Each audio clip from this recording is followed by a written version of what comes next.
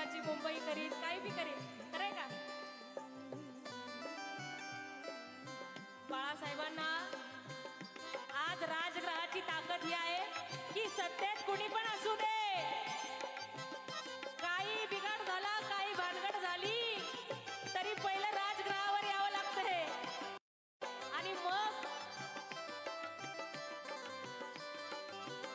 लाचारीच्या एका खुर्चीसाठी, लाचारीच्या एका खुर्चीसाठी कधी लाचार होणार नाही, लाचारीच्या एका खुर्चीसाठी कधी लाचार होणार नाही, लाचारीच्या एका खुर्चीसाठी कधी लाचार होणार नाही. भीमराया तुझ्या घराण्याला कधी बेईमान होणार नाही. बाळासाहेबांचं आगमन झालेलं आहे. सर्वांनी जोरदार घोषणेमध्ये साहेबांचं स्वागत करायचं आहे. वंचित बहुजन आघाडीचे राष्ट्रीय अध्यक्ष माजी खासदार श्रद्धेय बाळासाहेबजी आंबेडकर साहेबांचं आगमन या ठिकाणी झालेलं आहे. डॉक्टर बाबासाहेब आंबेडकरांचा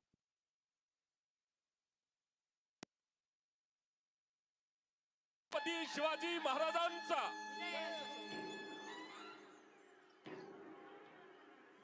वंचित बहुजन आघाडीचे राष्ट्रीय अध्यक्ष माजी खासदार आपल्या सर्वांचे सन्माननीय मार्गदर्शक श्रद्धेय बाळासाहेबजी आंबेडकर साहेबांचं या विचारपीठावरती आगमन झालेलं आहे.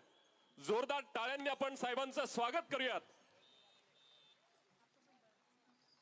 या शाहू नगरीमध्ये वंचित बहुजन आघाडीचे राष्ट्रीय अध्यक्ष माननीय बाळासाहेबजी आंबेडकर साहेबांचं मनपूर्वक स्वागत. त्याचबरोबर या विजयी संकल्प मेळाव्यासाठी, या महासभेसाठी वंचित बहुजन आघाडीचे सर्व पदाधिकारी, माननीय अध्यक्ष, उपाध्यक्ष, सचिव, महासचिव या सर्वच मान्यवरांचं स्वागत. यानंतर मी समता सैनिक दलाला विनंती करतो की आपल्या मानवंदनेनं श्रद्धेय बाळासाहेबजी आंबेडकर साहेबांचं या ठिकाणी स्वागत संपन्न व्हावं. सर्वच महापुरुषांना त्रिवार वंदन.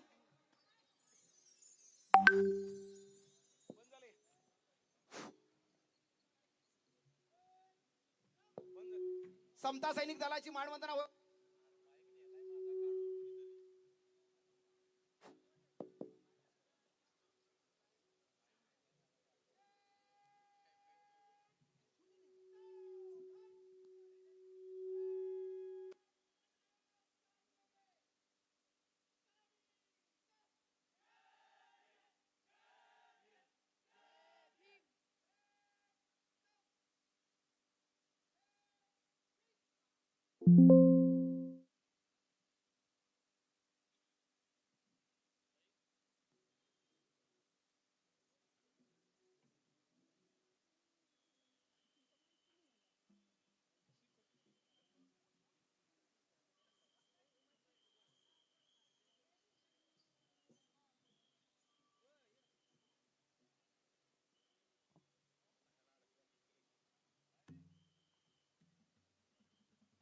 हॅलो.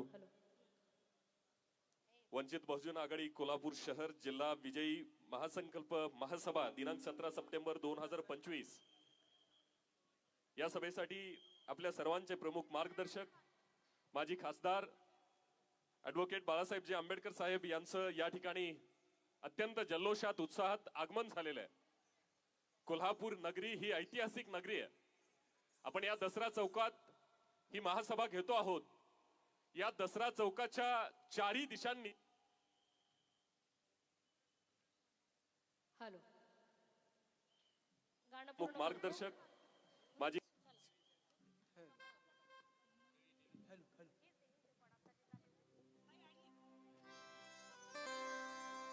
अतिशय योग्य वेळी मी हे गाणं म्हणते आहे. बाळासाहेब मंचावर आहेत आणि ज्यांच्यासाठी हे गाणं आहे, लिहिलं आहे, त्यांच्या समोर हे गाणं म्हणणं हे एक भाग्य असतं. म्हणून हे गाणं अतिशय योग्य वेळेला सुरू आहे. तुझ्या नातवाच्या रूपात बाबा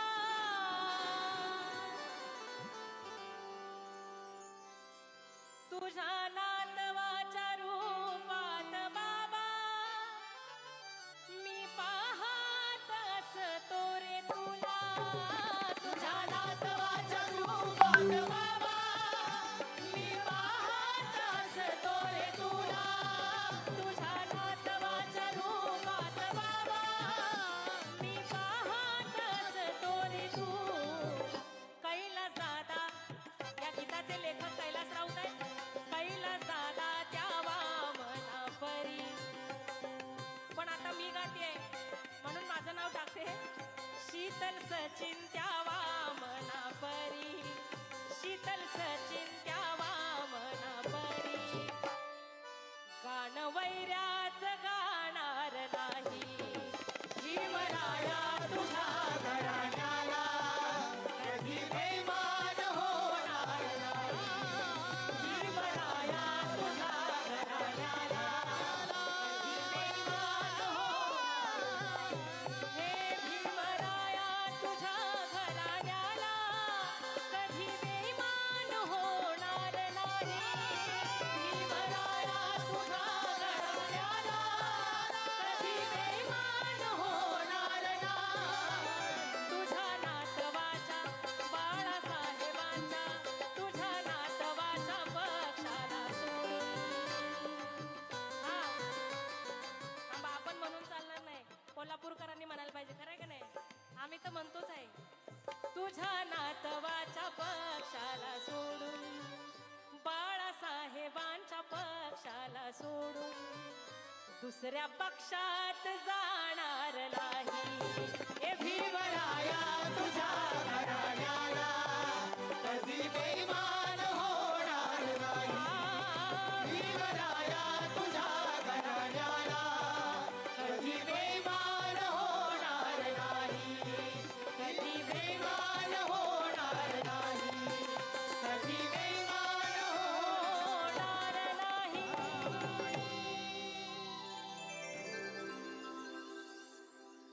आणि ज्या वंचित बहुजन आघाडीची ही संकल्प महासभा आहे त्या वंचितचं विजयी गीत वंचितचं थीम सॉन्ग तुमच्या समोर घेतो आणि मग आम्ही थांबू.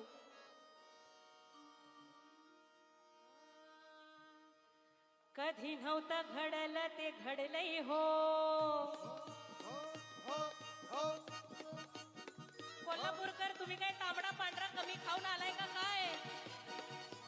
ही विजयी संकल्प सभा आहे. कधी नव्हतं घडलं ते घडलंय हो. हो हो हो.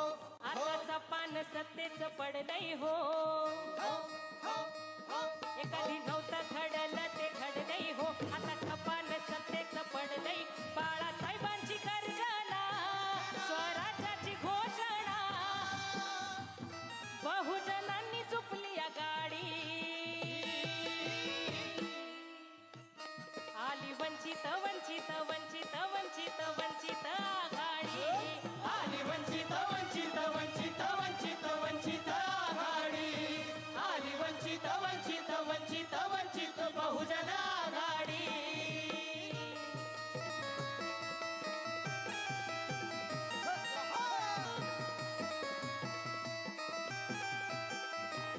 संख्या आहे अमुचीच भारी. आता नको कुणाची लाचारी. संख्या आहे अमुचीच भारी. आता नको कुणाची लाचारी. आमच्या हातात सत्तेची दोरी प्रस्थापितांनो फिरा माघारी. बाळासाहेबांची गर्जना स्वराज्याची घोषणा आम्ही उभारू सत्तेची गुढी. पिढ्यान पिढ्या घराणेशाहीची सत्ता गिरवत बसली यांचाच कित्ता. आणि राजा येऊ द्या मताच्या पेटीतून आता न घडवू नव्या महाराष्ट्राची गाथा. दारू घडू दे आता दारू घडू दे. वंचितांना सत्तेच दारू घडू दे. दारू घडू दे आता दारू घडू दे. वंचितांना सत्तेच दारू घडू दे. दारू घडू दे आता दारू घडू दे. वंचितांना सत्तेच दारू घडू दे. आली वंचित वंचित वंचित वंचित वंचित आघाडी. आली वंचित वंचित वंचित वंचित बहुजन आघाडी.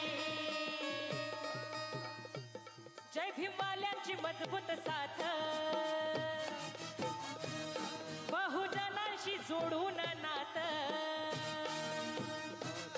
जाती धर्मावर करून मात आले वंचित टाकून खात बाळासाहेबांची गर्जना स्वराज्याची घोषणा संविधानाची लावली गोडी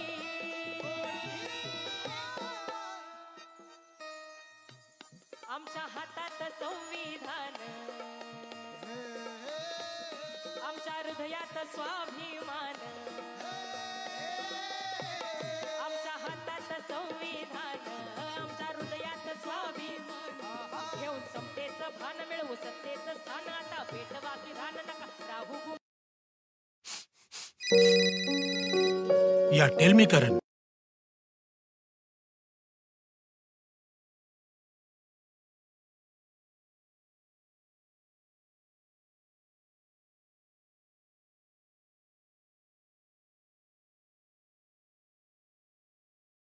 वंचित आघाडी आली वंचित वंचित वंचित वंचित बहुजन आघाडी आली वंचित वंचित वंचित वंचित वंचित आघाडी आली वंचित वंचित वंचित वंचित बहुजन आघाडी आली वंचित वंचित वंचित वंचित वंचित आघाडी आली वंचित वंचित वंचित वंचित बहुजन आघाडी जय भीम शाहीर शीतल साठे आणि शाहीर सचिन माळी यांच्यासाठी एकदा जोरदार टाळ्या वाजूयात आपण सर्वांनी. जे काम वामनदादा कर्डक करायचे तेच काम हे बंधू करतायत. प्रत्येक ठिकाणी क्रांतीची गीतं गातायत, भीम गीतं गातायत. यांच्या कार्याला सलाम. वंचित बहुजन आघाडी विजयी संकल्प महासभा या महासभेसाठी प्रमुख अतिथी म्हणून आपले मार्गदर्शक श्रद्धेय बाळासाहेबजी आंबेडकर साहेब या ठिकाणी उपस्थित आहेत. या विजयी संकल्प महासभेची सुरुवात आपण दीप प्रज्वलनाने करतोय. मी मान्यवरांना विनंती करतोय की महापुरुषांच्या प्रतिमांचं पूजन आपल्या मंगल हस्ते या ठिकाणी संपन्न व्हावं. छत्रपती शिवाजी महाराज, महात्मा ज्योतिबा फुले, छत्रपती राजर्षी शाहू महाराज, भारतीय घटनेचे शिल्पकार Bodhisattva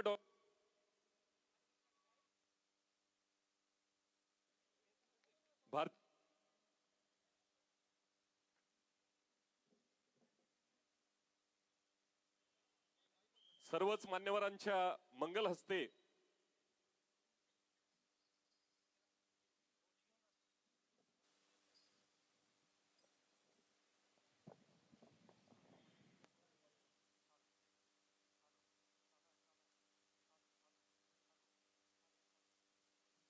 hello check check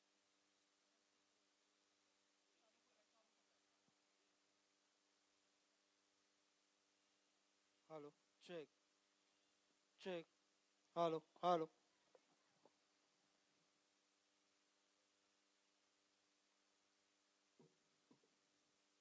hello.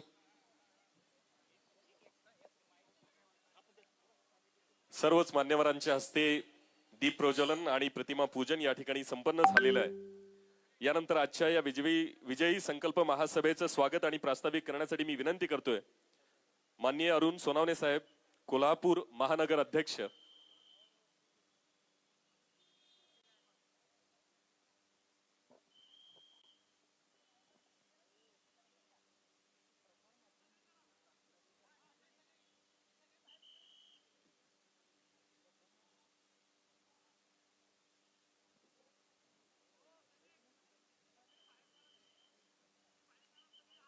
सर्वांना सविनय जय भीम. आज आपल्या वंचित बहुजन आघाडी पक्षाची विजयी संकल्प महासभा आज कोल्हापूर जिल्हा कमिटीच्या वतीने आयोजित करण्यात आलेली आहे. या सभेला आपल्याला मार्गदर्शन करण्यासाठी वंचित बहुजन आघाडी पक्षाचे आपले सर्वांचे लाडके आणि सन्माननीय श्रद्धेय बाळासाहेबजी आंबेडकर आपल्याला उपस्थित राहिले आहेत. या कार्यक्रमाचे अध्यक्ष आमचे कोल्हापूर जिल्हाध्यक्ष उत्तरचे जनार्दनजी गायकवाड, दक्षिणचे बाबूराव आयवाळे सर. या कार्यक्रमासाठी प्रामुख्याने उपस्थित झालेले राज्य कमिटीतील पदाधिकारी तसेच आमच्या राष्ट्रीय उपाध्यक्षा माननीय डॉक्टर क्रांतीताई सावंत, आमच्या पक्षाचे मुख्य प्रवक्ते माननीय सिद्धार्थ मोकळे दादा, राज्य उपाध्यक्ष व तसेच राज्य प्रवक्ता व उपाध्यक्ष प्राध्यापक सोमनाथजी साळुंके सर, माननीय इम्तियाजी नदाब साहेब, राज्य प्रवक्ता व समोर उपस्थित बंधू आणि भगिनींनो, या सर्वांचं मी स्वागत करतो. तसेच मी जिल्हा कमिटीच्या वतीनं माननीय बाळासाहेबांचा सत्कार करण्यासाठी सर्वांना विनंती करतो.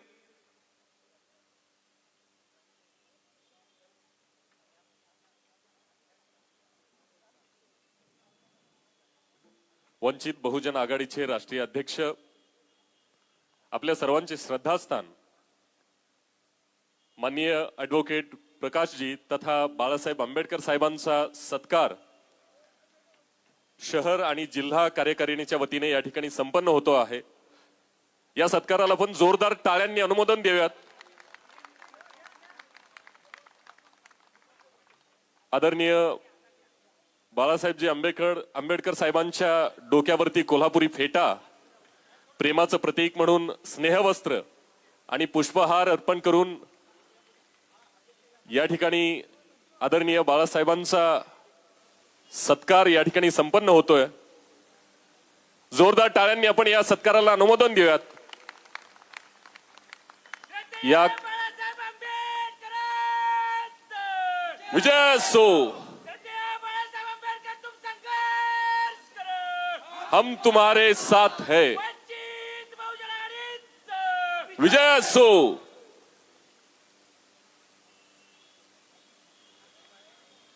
यानंतर आणखी एक या ठिकाणी आपण सत्कार घेणार आहोत.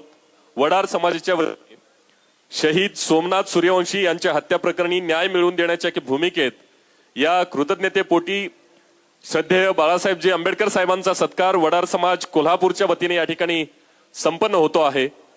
मी विनंती करतोय वडार समाज बंधूंना की हा सत्कार देखील या ठिकाणी लगोलग संपन्न व्हावा.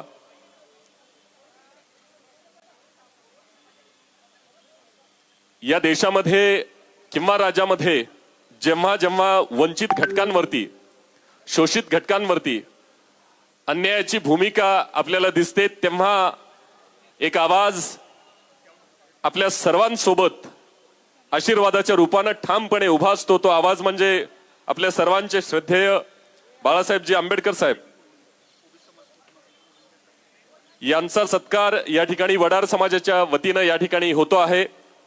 त्यानंतर ओबीसी समाजाच्या वतीने देखील आदरणीय बाळासाहेबजी आंबेडकर साहेबांचा सत्कार या ठिकाणी घेणार आहोत.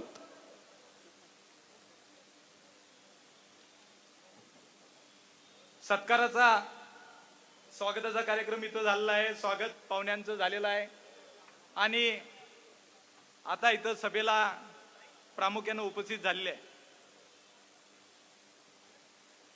बंधू आणि भगिनींनो, आजची सभा ही कुणाला सांगायची गरज नाही की इथं वडार समाजाच्या वतीने जो सत्कार होत आहे, 2 मिनिट आपण तो सत्काराचा कार्यक्रम संपन्न होते.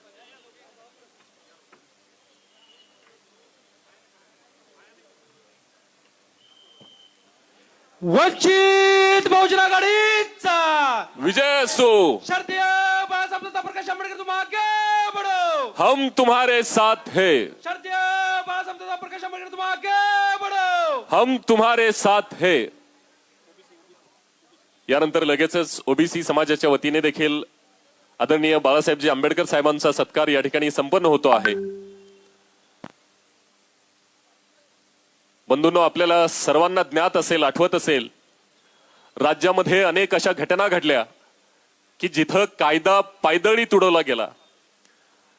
ज्यांना कुणीच वाली नाही अशा घटकांना चिरडण्याचे प्रयत्न अनेकदा होताना दिसत आहेत. आणि जेव्हा जेव्हा असे प्रयत्न होत आहेत तेव्हा आपल्या सर्वांना माहिती आहे की आवाज एक शक्ती बनून आपल्या पाठीशी उभा असतो आणि तो आवाज म्हणजे श्रद्धेय बाळासाहेबजी आंबेडकर साहेबांचा आवाज असतो. आदरणीय बाळासाहेब आंबेडकरांचा, डॉक्टर बाबासाहेब आंबेडकरांचा, छत्रपती राजर्षी शाहू महाराजांचा, छत्रपती शिवाजी महाराजांचा.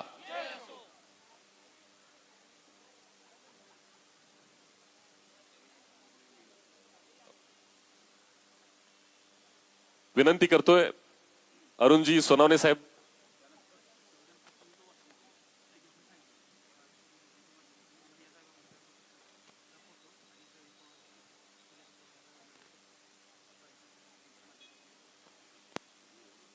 बंधू आणि भगिनींनो, आजची सभा ही जी आयोजित करण्यात आलेली आहे आमच्या वंचित बहुजन आघाडी पक्षाच्या वतीनं, विजयी संकल्प महासभा. आज महाराष्ट्र राज्यामध्ये स्थानिक स्वराज्य संस्थांच्या ज्या निवडणुका लागलेल्या आहेत, आपण बघतोय जिल्हा परिषदेच्या निवडणुकीचा काय गोळ झालाय, महापालिकेच्या निवडणुकीचा काय गोळ होत आहे, आरक्षणाचं काय होत आहे. आणि या धर्तीवर निवडणुका आता घाई गडबडीने लागलेल्या आहेत. महापालिकेच्या निवडणुकीचा कार्यक्रम डिक्लेअर झालेला आहे आणि उद्याच्या येणाऱ्या 15 जानेवारीला मतदान होऊन 16 तारखेला निकाल आहे. याकरिता संपूर्ण राज्यात आचारसंहिता लागू झाली असून निवडणुकीचा कार्यक्रम जाहीर झाला आहे. या निमित्तानं जी आमची सभा होत आहे ही या राज्यात सर्व पक्षांच्या अगोदर मी म्हणेन की आमचीच पहिला सुरुवात झालेली आहे. ओपनिंग बॅट्समन आम्ही आहे. ज्या पद्धतीने आज आम्ही ओपनिंग बॅट्समन म्हणून सुरुवात करतोय, तर इथं साहेब आम्ही 81 रनाचं टार्गेट आहे, पण अर्धशतक केल्याशिवाय सोडायचं नाही असं तरी प्रयास करतो. आपण बघतोय कोल्हापुरात बरेच प्रश्न आहेत. कोल्हापुरात पाण्याच्या पाईपलाईनचा प्रश्न आहे. थेट पाईपलाईन झाली. थेट पाईपलाईन जरी झाली तरी ऐन गणपतीत आपल्याला पाण्यासाठी वणवण करावं लागलं. गणपतीचे मांडव रस्त्यात होते. झोपडपट्टीत गरीब लोकांच्या याच्यामध्ये टँकर पुरवताना पाणी टँकर जात नव्हते मांडव असल्यामुळं. तेथे आम्हा जनतेला, या गरीब जनतेला सगळ्या पाण्यासाठी वणवण करावं लागलं. ऐन गणपतीत गणेशोत्सव काळामध्ये पाणी आपल्याला मिळालं नाही.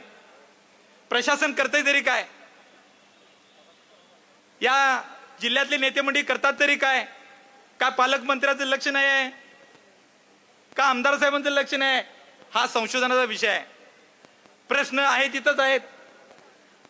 जे ते फक्त आपलं निवडणुका येतात, आश्वासनं देतात, आपली पोळी भाजून घेतात आणि निघून जातात. पण जनता आहे तिथंच आहे. म्हणून माझा या खऱ्या अर्थाने या सर्वांना प्रश्न आहे की जनतेला कोण वाले आहे का नाही. म्हणूनच आम्ही वंचित बहुजन आघाडी म्हणून सर्वसामान्यांच्या प्रश्नासाठी आणि सर्वसामान्यांचा जो अन्याय होत आहे त्या सर्वांसाठी एकमेव, या सर्वांसाठी जर कोण उभं राहत असेल तर फक्त आणि फक्त एकमेव म्हणजे आदरणीय बाळासाहेब आंबेडकर साहेब. आज सभेला सुरुवात होताना बऱ्याच लोकांचे फोन आले, अहो सभा होणार आहे का नाही. मी म्हटलं का आमची सभा तर ठरलेली आहे. अहो आम्हाला सांगतात आचारसंहिता लागली, सभा कॅन्सल झालं. मी म्हटलं असं काही नाही आहे, सभा होणार आहे. आदरणीय बाळासाहेब आंबेडकर आपल्याला मार्गदर्शन करणार आहेत. तुम्ही सभेला बहुसंख्येने यायचं आहे. म्हणजे याचा अर्थ एक दुसरी टीम त्या कामाला लागली की ही सभा यशस्वी होऊ नये. कोल्हापुरात एवढ्या मोठ्या प्रमाणात वंचित बहुजन आघाडी आज ताकदीनं कोल्हापूर महानगरपालिकेच्या 20 प्रभागात 81 पदांकरिता निवडणूक लढवण्याचा निर्धार करून आज उतरत आहे. बऱ्याच पक्षांचे प्रस्ताव येत आहेत, बोलणी चालू आहे. पण योग्य सन्मानजनक जर परिस्थिती असेल तर आम्ही ती मान्य बाळासाहेबांना कळवू आणि त्याप्रमाणे मान्य बाळासाहेब जे काय आदेश देतील त्याप्रमाणे ती पुढची कार्यवाही असेल. मित्रांनो, आजपर्यंत आपण बघत आलेलो आहोत, निवडणुका येतात, ओबीसी समाजासाठी, दलित मुस्लिम समाजासाठी नुसता आश्वासनाची खैरात होते, पण निवडणुका झाल्या की सगळ्यांना त्याचा विसर पडतो. म्हणून मला प्रामुख्यानं आपल्याला सांगायचं आहे, ओबीसीसाठी जर खऱ्या अर्थानं प्रामुख्यानं आवाज उठवला आणि त्यांच्या बाजूनं अगदी कणखरपणे जर ते कोण थांबलं आणि अजून सुद्धा त्यांच्या पाठीशी आहेत तर ते फक्त आणि फक्त म्हणजे आमचे आदरणीय बाळासाहेब. म्हणून मला ओबीसी समाजातील लोकांना तसेच इतर आपल्या सर्व बहुजनातील बहुसमाजातील लोकांना सांगायचं आहे, निवडणुका परत आलेल्या आहेत, परत तुम्हाला आश्वासनांची खैरात होणार आहे, परत तुमच्यावर आणि काय काय बरेच आश्वासने दिली जाणार आहेत. त्या सगळ्याला बळी न पडता आपण वंचित बहुजन आघाडीच्या उमेदवारांच्या पाठीशी राहायचं आहे. आम्ही पण ही निवडणूक करो या मरो आणि जिंकण्याच्याच हिशोबाने लढणार आहोत. मग ते तन मन धन अगदी जो सच्चा कार्यकर्ता आहे त्यालाच उमेदवारी देण्यात येईल. नाहीतर बाकीचे पक्ष सांगत आहेत की ज्याची निवडून येण्याची क्षमता आहे, ज्याच्याकडे प्रचंड पैसा आहे त्याला उमेदवार देणार. का बाबांनो, गरीब उमेदवारांना का उभं राहायचं नाही का? त्याला पण लोकशाहीनं हक्क दिलाय ना. तर आपण एखाद्या गरीब उमेदवाराला सुद्धा उमेदवारी दिली पाहिजे. त्याच्यात जर ते पोटेन्शियल असेल, निवडून येण्याची क्षमता, आपण जर त्याला ताकद दिली, जरा पुशअप केलं तर निश्चितच निवडून येईल. तुम्ही नुसता जर धनदांडक्यांना आणि घराणेशाहीच्या लोकांना जर तिकीट देणार असाल तर ते अजिबात आम्ही खपवून घेणार नाही. म्हणूनच आम्ही वंचित बहुजन आघाडीच्या माध्यमातून 81 जागांकरता निवडणूक लढवण्याचा निर्धार केला आहे. अजून बरेच वक्ते बोलणार आहेत, त्यामुळे आता मी तर जास्ती वेळ घेणार नाही. आज आपण सगळ्याला ज्यांची आतुरतेनं वाट बघत आहोत, माननीय बाळासाहेबांना ऐकायला आपण सगळी जमलेलो आहोत. त्यामुळे मी इथं थांबतो. जय भीम, जय हिंद, जय शिवराय. यानंतर मी विनंती करतोय अरुणजी सोनवणे साहेब, शहराध्यक्ष, की आपल्या हस्ते आदरणीय बाळासाहेबजी आंबेडकर साहेबांचा एक सत्कार या ठिकाणी संपन्न व्हावा. यानंतर मी विनंती करतोय माननीय बाबूराव आईवाळे, जिल्हाध्यक्ष कोल्हापूर दक्षिण, माननीय अरुण सोनवणे साहेब, कोल्हापूर महानगर अध्यक्ष, यांच्या हस्ते आदरणीय बाळासाहेबजी आंबेडकर यांचा सत्कार संपन्न होतोय. मी पन्हाळा टीमला देखील विनंती करतोय की आपण देखील 22 प्रतिज्ञांचं भेट वस्तू आदरणीय बाळासाहेबजी आंबेडकर साहेबांना द्यावी. स्वराज्याची घोषणा डॉक्टर बाबासाहेब आंबेडकरांचा, आदरणीय बाळासाहेब आंबेडकरांचा आली वंचित वंचित वंचित वंचित वंचित आघाडी. गाव दिले संविधान हा उपक्रम राबवणारे वंचित बहुजन आघाडी. आली वंचित वंचित वंचित वंचित वंचित आघाडी. आपल्याशी संवाद साधतील माननीय बाबूराव आईवाळे, जिल्हाध्यक्ष कोल्हापूर दक्षिण. सर्वांना जय भीम. जय भीम. आज आपण विजयी संकल्प महासभेसाठी एकत्र आलेलो आहोत. या निमित्तानं आजच्या या कार्यक्रमाचे प्रमुख मार्गदर्शक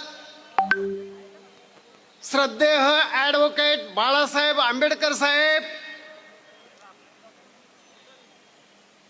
प्रदेश राज्य उपाध्यक्षा सावंत मॅडम, यानंतर इम्तियाज नदाब, राज्य उपाध्यक्ष सोमनाथ साळुंके सर, राज्य प्रवक्ता सिद्धार्थ मोकळे साहेब, आदरणीय वंदनीय भंतीजी, कोल्हापूर दक्षिणचे, कोल्हापूर उत्तरचे जिल्हाध्यक्ष आदरणीय गायकवाड सर, कोल्हापूर महानगरपालिकेचे आणि ज्यांनी हा कार्यक्रम घडवून आणला, आम्हासारख्या सामान्य कार्यकर्त्यांना या ठिकाणी ज्यांनी उभं केलं ते अरुणजी सोनवणे, व्यासपीठावरतील इतर उपस्थित असलेले सर्व पदाधिकारी आणि समोर बसलेल्या माझ्या बंधू आणि भगिनींनो, मित्रहो, आपण विजयाचा संकल्प करण्यासाठी एकत्र आलेलो आहोत. आपल्याला पक्केपणाने ठामपणे ठरवायचं आहे.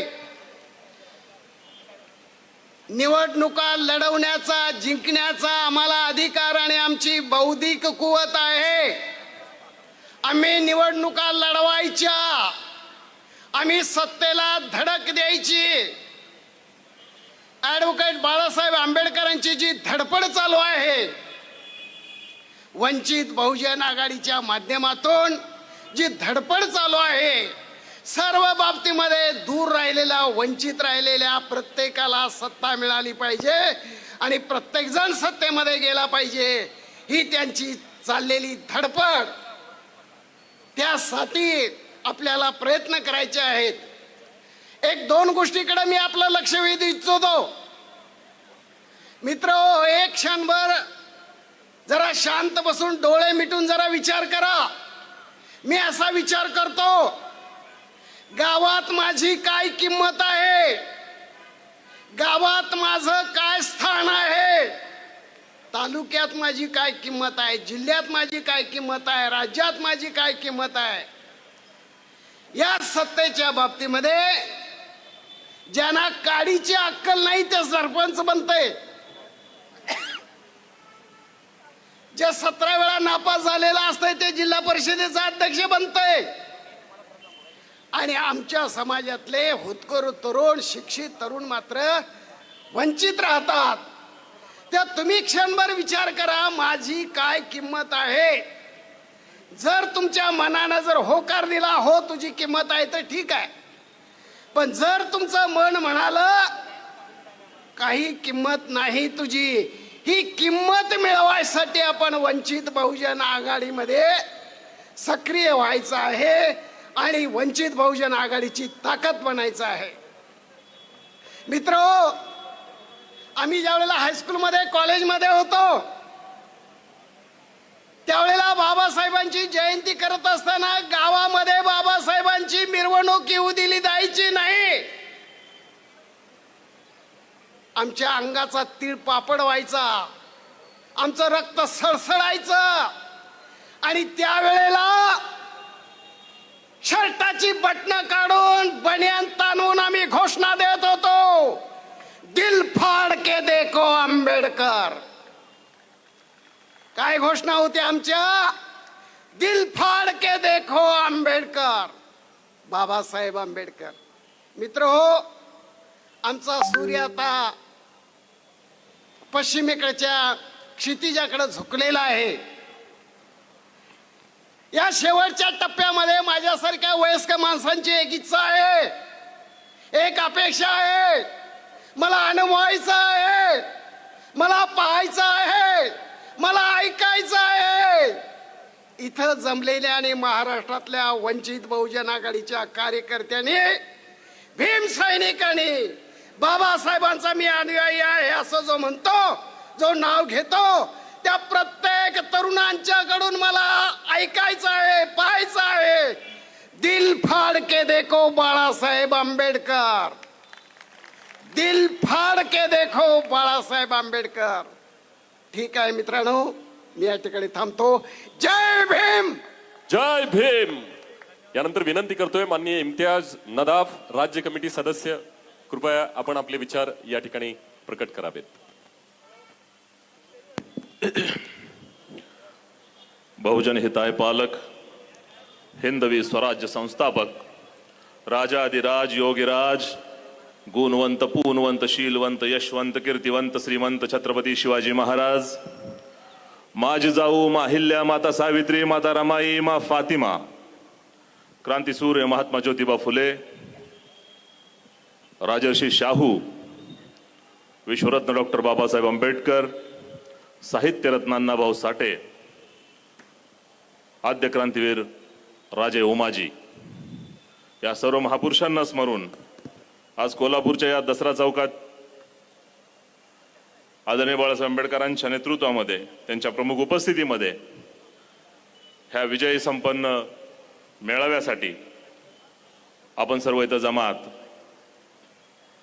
आता साहेबांचे सत्कार झाले, त्या सत्कारामध्ये एक सत्कार होता, तो वडार समाजाच्या वतीनं होता. सोमनाथ सूर्यवंशी शहीद, त्यांना जो न्याय साहेबांनी मिळवून दिला त्याबद्दलचा तो सत्कार होता. दुसरा सत्कार ओबीसी समाजाच्या तर्फे होता.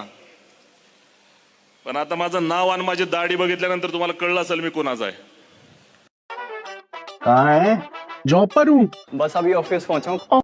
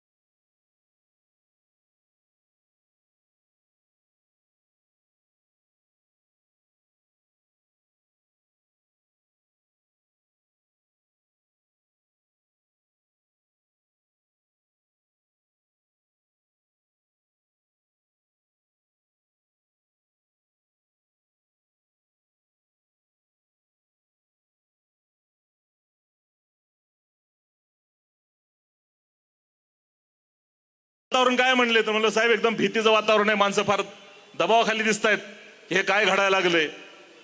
म्हणलं तुमची काय नियोजन आहे. म्हणलं साहेब एकदा जर तुम्ही जिल्ह्यात येऊन जर मिटिंग एक सभा घेऊन गेला आणि एक वेळ जर वंचितच्या कार्यकर्त्यांनी म्हणलं आपण सगळ्यांनी मिळून जर ह्यांची एकदा कान उघडणी केली तर निश्चितपणाने वातावरण खुलेल. साहेबांनी अर्जंट 7 ऑक्टोबर 2023 तारीख दिली आणि सातारमध्ये सभा घेतली. आम्ही 14-15 हजार लोकांच्या उपस्थितीमध्ये झालेली ती सभा. त्या सभेमध्ये आमचे प्रवक्ते, आमचे कार्यकर्ते, आमच्या पक्षाच्या तमाम नेत्यांनी ज्या पद्धतीनं ती सभा गाजवली त्याच्यानंतर ही क्यू गेली 2-3 वर्ष पूर्णपणे शांत आहे. लक्षतीर्थ वसाहतीनंतर एक सोलापूरमध्ये शास्त्रीनगर आहे. त्या सोलापूरच्या शास्त्रीनगरमध्ये मुसलमानांच्या वस्तीमधून मिरवणूक चालली होती. मुसलमानांनी दगडफेक केली म्हणून त्यांच्यावर गुन्हे दाखल करण्यात आले, हाफ मर्डरच्या केसेस टाकण्यात आल्या. अचानक उठून 10-15 पोरं उचलायला सुरुवात झाली. तिथल्या कार्यकर्त्यांचा मला फोन आला, इम्तियाज भाई ऐसा रात को हो रहा है. साहेबांना मी फोन केला, साहेब म्हणले इम्तियाज सकाळी भेट. मी साहेबांना भेटायला गेलो, साहेबांनी फोन केला आणि डिपार्टमेंटला सांगितलं बाबा काय झालं. म्हणले त्यांनी अशा पद्धतीने दगडफेक केली. म्हणले तुम्हाला त्यांच्या गल्लीतनं जायला त्या मिरवणुकीला परवानगी द्यायच्या कुणी सांगितलं, कशा म्हणून दिली. आणि त्यांनी जर स्वतःच्या गल्लीत आल्यानंतर दगडफेक केली असेल तर ह्याला काय फक्त अटॅक म्हणतात का, ह्याला सेल्फ डिफेन्स म्हणतात. दुसऱ्या मिनिटाला तो विषय थांबला. मित्रांनो, मी ज्या मान खटावमध्ये होतो त्या मान खटावमधल्या तब्बल 22 ते 19 गावांमध्ये मित्रांनो टिपू सुलतानचं स्टेटस ठेवलं म्हणून लोक तरुण पोरांना जमिनीवर नाक रगडा लावण्याचे प्रकार घडले. या संविधानाचे अधिकार वापरल्यानं संविधान मजबूत होतं. झुंडशाहीचा वापर केल्यानं संविधानाचे अधिकार नाकारले जातात आणि संविधानाचे अधिकार नाकारले गेल्यामुळे, संविधानाचे हक्क नाकारले गेल्यामुळे, संविधान न वापरल्यामुळे संविधान कमजोर होतं. मुसलमानांना औरंगजेबाच्या स्टेटसवरून, टिपू सुलतानच्या स्टेटसवरून ज्या पद्धतीनं झुंडशाहीनं प्रताडित केलं, त्यानंतर संविधानाची ताकद दाखवण्यासाठी की तुम्हाला जर रोखायचंय कुणाला कुठं जाण्यासाठी, कुणाचा प्रचार प्रसार करण्यासाठी, शासन तुमचं आहे, प्रशासन तुमचं आहे, कायदा करा, हे ठणकावून सांगणारे बाळासाहेब आंबेडकर होते. मला वाईट वाटतं कोल्हापूरच्या मुसलमानांनो, आज ती वेळ होती तुम्हाला त्या गोष्टीचं कुठेतरी कृतज्ञता व्यक्त करता आली असती. वडार समाजानं एक त्यांच्यासाठी काम केलं, त्याची एवढी मोठी जाणीव ठेवली. महाराष्ट्राच्या कानाकोपऱ्यातून वडार समाज थँक्यू म्हणाले तो साहेबांना. तुम्हाला काय झालंय, या मुस्लिम बोर्डिंगच्या समोर उभा राहून विचारतो मी, यार तुम्हाला काय झालंय. ह्या कोल्हापूर पासून साहेब गेल्या 15 दिवसापूर्वी 40 किलोमीटरवर एक गाव आहे. त्या गावामध्ये 150 मुसलमानांची घरं आहेत. एक उर्दू शाळा आहे. त्या उर्दू शाळेत जाणाऱ्या मुलींना मखनी नाही घालायची, पोरांनी टोप्या नाहीत घालायच्या, शाळा उर्दू आहे. हे मुसलमानांवर दबाव टाकला गेला. त्या गावानं ते गुपचूप मान्य केलं. साहेबांनी 50 वेळा मीडियामध्ये सांगितलं तुम्ही झगडायसाठी, लढायसाठी रस्त्यावर उतरा, मी तुमच्या बरोबर आहे. 50 प्रकरणं साहेबांनी अंगावर घेतली. पण यांचं झालंय कसं, तुम लढो हम कपडे सांभाळते. साहेबांनीच लढायचं, साहेबांनीच जिंकायचं, हे फक्त टाळ्या वाजवणार. कधी संविधानाच्या नावावर तर कधी आणखी कुठल्या गैरप्रकाराच्या नावावर वंचित बहुजन आघाडीचा परफॉर्मन्स ढासळण्यासाठी ह्या बांडगुळ राजकारण करणाऱ्या सेक्युलरवाद्यांनी वंचितचे जे हाल केलेत, खऱ्या अर्थानं महानगरपालिका ही या कोल्हापूरच्या मुसलमानांसाठी संधी आहे. बाळासाहेबांच्या उपकारांची खरंच परतफेड करायची असेल तर लढताना आम्ही काय लढतो आणि कशा जीवाच्या आकांतानं लढतो ते आमचं आम्हाला माहित आहे. वंचित बहुजन आघाडीचे एक कार्यकर्ता लढताना मला कोणीतरी विचारलं काय म्हणून इम्तियाज भाई एवढे मोठ्या फाईट घेत बसता, कशासाठी बा एवढे बाळासाहेब तगातगा करतात. हे भांडवलदारांचं राज्य आहे, भांडवलदारांची टक्कर आहे आणि भांडवलदारांची लढायचं असेल तर इम्तियाज भाई एवढं सोपं नसते. तुम्ही लढता कशाच्या जीवावर. त्याला सांगितलं आंबेडकर चळवळीचा गरमजाळ रक्त छातीत घेऊन छातीचा कोट करून संविधानाच्या जीवावर लढतो. ज्याच्या नावानं धडकी भरते ते आंबेडकर नावानं लढतो. ही चळवळ आंबेडकरी चळवळ आहे मित्रांनो. या मुसलमानांकडनं अपेक्षा आहे की तुम्ही कुठंतरी चळवळ शिका. मी साहेबांपाशी बसल्यानंतर बऱ्याच वेळा मजेशीर म्हणतो, परवा एका केडरमध्ये पण म्हणलो, आमचं झालंय कसं, जहागिरी गए तो परवा नाही लेकिन मिजाज नाही छोडेंगे. चळवळ शिकायची म्हणलं की अपमान वाटायला लागलाय, चळवळीत जगायचं म्हणलं की अपमान वाटायला लागलाय. आम्हाला निवडणुकीला उभं राहिल्यानंतर परवा माझा उमेदवारी अर्ज भरून झाला. त्याच्यानंतर मी मुसलमानांच्या दारात जायला कार्यकर्त्यांना सांगितले आपण सगळ्या मुसलमानांच्या दारात जायचं आणि त्याला म्हणायचं बाबा 50 दे, 100 दे, 500 दे, 1000 दे, पण पैसे दे चळवळीला. का तर मदरशाला ह्याला दान द्यायचं कळतं, ह्याला मशिदी बांधायच्या कळत्यात, मशिदी पडताना सांभाळायच्या कळत नाहीत. आणि चळवळ उभी करून त्यातनं नेतृत्व घडवायचं समाजाला कळत नाही. माझं विनंती आहे कोल्हापूरच्या मुसलमानांना, ही खरी वेळ आहे. ना मनुवादी ना गांधीवादी, कोल्हापुर की महानगरपालिका झंडा लहराएगा आंबेडकरवादी. अरुणराव हाफ सेंचुरी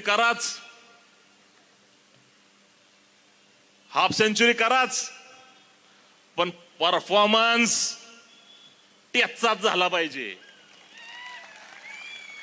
आंबेडकर नावाला शोभणारा झाला पाहिजे. RSSच्या छाताडावर नाचणाऱ्या सुजातदादा आंबेडकरांच्या भविष्यासाठी झाला पाहिजे. बाळासाहेब आंबेडकरांच्या सूर्यासारख्या तळपत्या नेतृत्वासाठी झाला पाहिजे. हम लड़े तो क्या लड़े, जीतने वालों से ज्यादा हम तुम्हारे जहनों पे आकर लढे, अशी आग निर्माण झाली पाहिजे. मित्रांनो, मला दुःख वाटतं त्या गोष्टीचं की ज्या समाजातून मी येतो त्या समाजाच्या वतीनं जी कृतज्ञता मांडली गेली पाहिजे ती होत नाही. म्हणून आज भाषणाचे मूळचे काय आणखी विषय आहेत त्या सगळ्या विषयांना बगल देत मी हे अतिशय मानसिकदृष्ट्या आतून दुःखी होऊन हे सगळं बोललो. मला अपेक्षा आहे तुम्ही हा मेसेज इथल्या मुसलमानांच्या घराघरापर्यंत पोहोचवाल. एक नाही, दोन नाही, 100 पेक्षा जास्त प्रकरणं पश्चिम महाराष्ट्रात आहेत. तुमचे कोल्हापूरचे महत्वाचे नेते गेले होते अतिक्रमण काढायला विशाळगडावर, जाऊन आले आणि तिकडे गजापूरची मस्जिद जाळली. कुणी जाळली म्हणायचं धाडस या महाराष्ट्रातल्या कुठल्या सेक्युलरवादी भांडुळाच्या छाताडात नाही. पण बाळासाहेबांनी प्रेस घेऊन सांगितलं कुणी जाळली आणि काय केलं. एवढं सगळं केल्यानंतर जर ह्याची कृतज्ञता व्यक्त होत नसेल तर हे मात्र माझ्यासारख्या कार्यकर्त्यासाठी शर्मेची बाब आहे. तुम्ही सर्वजण माझा हा निरोप ह्या कोल्हापूरच्या एका मुसलमानाच्या घरापर्यंत आणि कार्यकर्त्याच्या कानापर्यंत पोहोचवायला अशी अपेक्षा करतो आणि मी माझे लांबलेले 2 शब्द संपवतो. जय भीम, जय भारत. धन्यवाद साहेब. यानंतर विनंती करतोय जनार्दन गायकवाड, जिल्हाध्यक्ष कोल्हापूर उत्तर, कृपया आपण या ठिकाणी आपले विचार व्यक्त करावेत.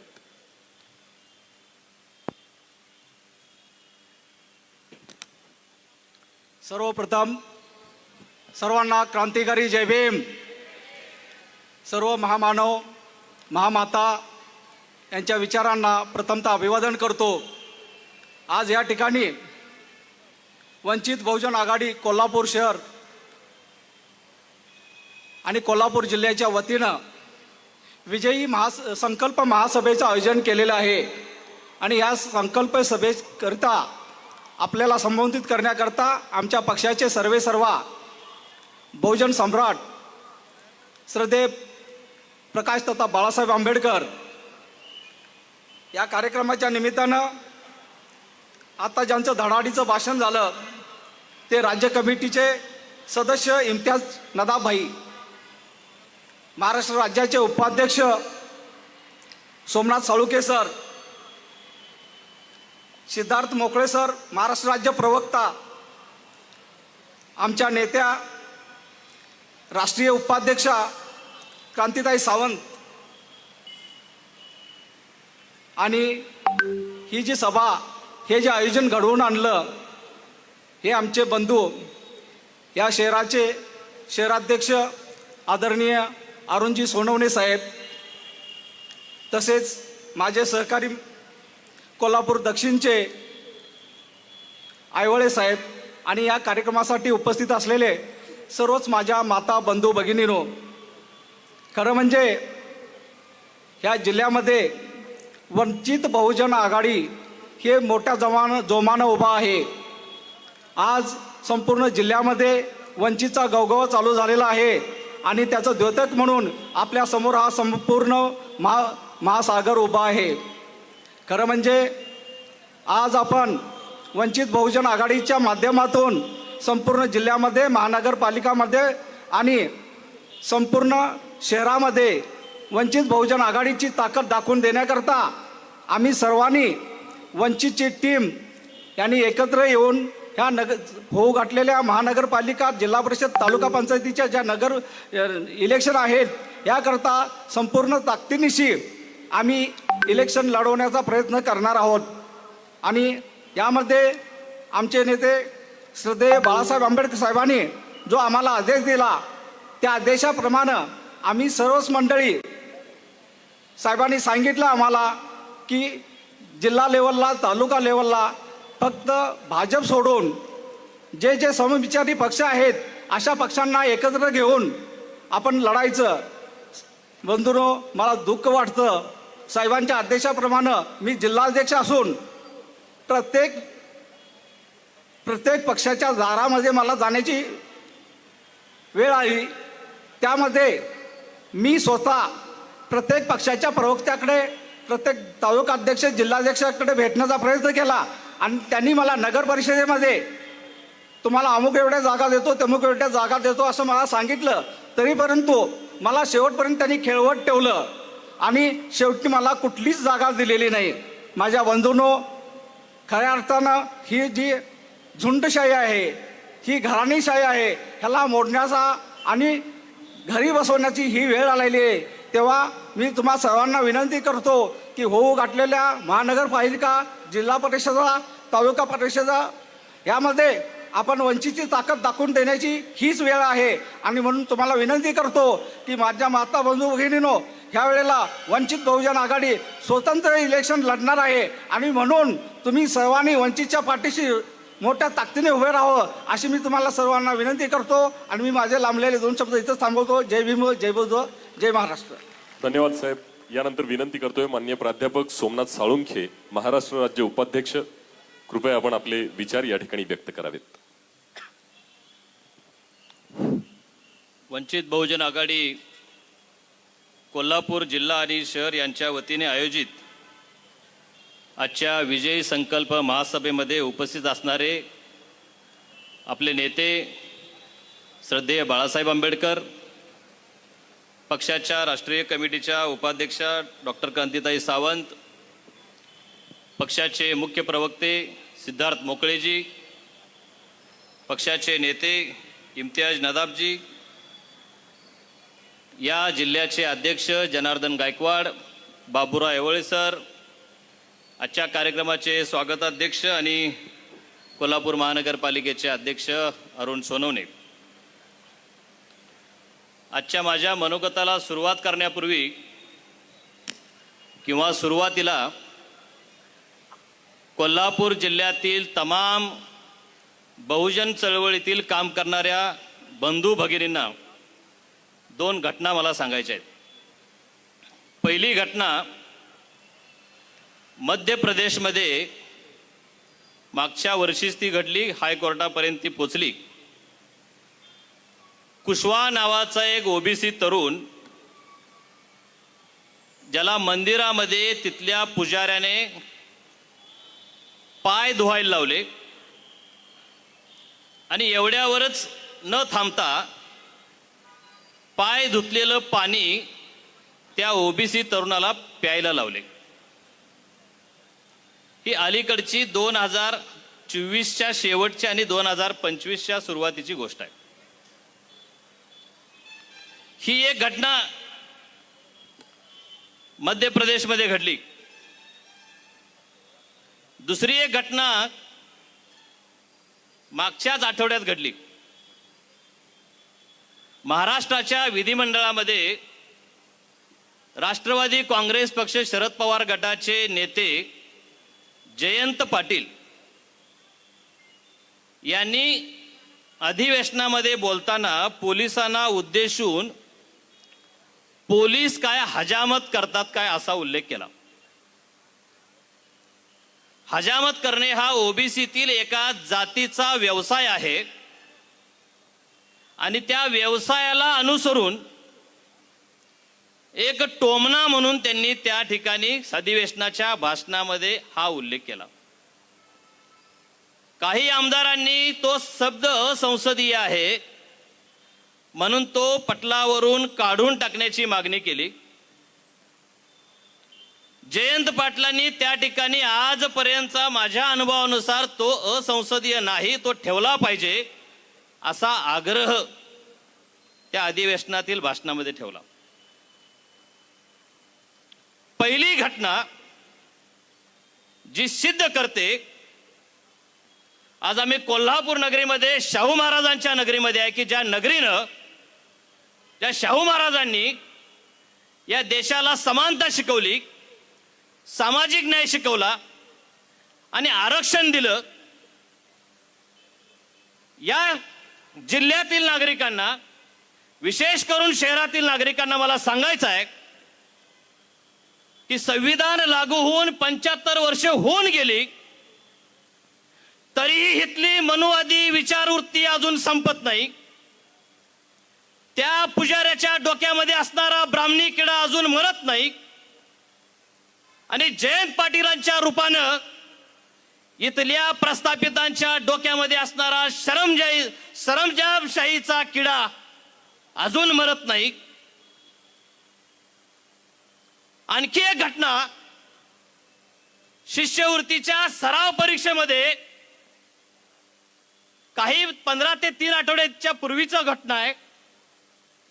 एक प्रश्न आला होता परीक्षेमध्ये आणि विद्यार्थ्यांना प्रश्न विचारला होता की खालीलपैकी उच्च जात कोणती?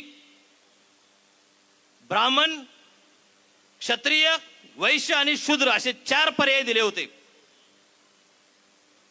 म्हणजे स्वातंत्र्यपूर्तीच्या संविधान लागूच्या 75 वर्षांनंतर सुद्धा अशा पद्धतीची वृत्ती या देशामध्ये जिवंत आहे. बहुजनांच्याकडे बघताना जात म्हणून बघायची वृत्ती अजून संपलेली नाही. गुणवत्तेचं मोजमाप न करता जातीनं बघण्याचा दृष्टिकोन अजून संपलेला नाही. ही मानसिकता भक्कम करण्याचं, अशा मानसिकतेला बळ देण्याचं घटना भारतीय जनता पार्टी विशेष करून सत्तेवरती आल्यानंतर जास्त होतात. आम्ही बारकाईनं बघितलं पाहिजे. जाती जातीमध्ये भांडणं, ओबीसी आणि मराठा समाजामध्ये भांडण, ओबीसीतल्या वेगवेगळ्या जातीमध्ये भांडण, हिंदू आणि मुस्लिमांच्या मध्ये भांडण, हिंदू आणि ख्रिश्चनांच्या मध्ये भांडण, आदिवासी आणि धनगर समाजामध्ये भांडण, आदिवासी, धनगर आणि इतर एसटी समूहामध्ये भांडण, एससी मधल्या सर्व जातीमध्ये वर्गीकरणाच्या नावाखाली भांडण. हे सुरू केव्हा होतं? हे भक्कम केव्हा होतं? हे वाढतं केव्हा? बीजेपी सत्तेत आले की हे वाढतं. देवेंद्र फडणवीसांनी एक वाक्य वापरलं आणि या देशातला ओबीसी, या विशेष करून महाराष्ट्रातला ओबीसी खुश झाला. देवेंद्र फडणवीस म्हणाले की बीजेपीचा डीएनए ओबीसी आहे. अरे बीजेपीचा डीएनए जर ओबीसी असेल तर ओबीसींच्या वरती सर्वात जास्त अन्याय तुमच्याच काळात का होतो याचं उत्तर देवेंद्र फडणवीसांनी दिलं पाहिजे. अरे ओबीसी डीएनए ना तुमचा. ओबीसीचं आरक्षण कुणाच्या काळामध्ये गेलं? ओबीसींना मिळणारा निधी कमी कुणाच्या काळामध्ये झाला? आणि ओबीसींना समानतेची वागणूक न देता जात म्हणून बघायला कुणी लावलं याचं उत्तर देवेंद्र फडणवीसांनी दिलं पाहिजे. आमची लोक खुश होतात. देवेंद्र फडणवीस म्हणाले की ओबीसी डीएनए, बीजेपीचा डीएनए ओबीसी आहे. आमचे ओबीसी लगेच भाजपच्या पाठीशी जायला पळतात. पण हे भाजप काय करतं? एक 2 उदाहरणं तुम्हाला देतो. लोकसभेच्या निवडणुकीच्या पूर्वी भारतीय जनता पार्टीने एक गोंडस योजना आणली, पीएम विश्वकर्मा. तुम्हाला सगळ्यांना ठाऊक आहे. रांगा रांगा लावून आम्ही अर्ज भरले. आम्हीच काय दाखवलं?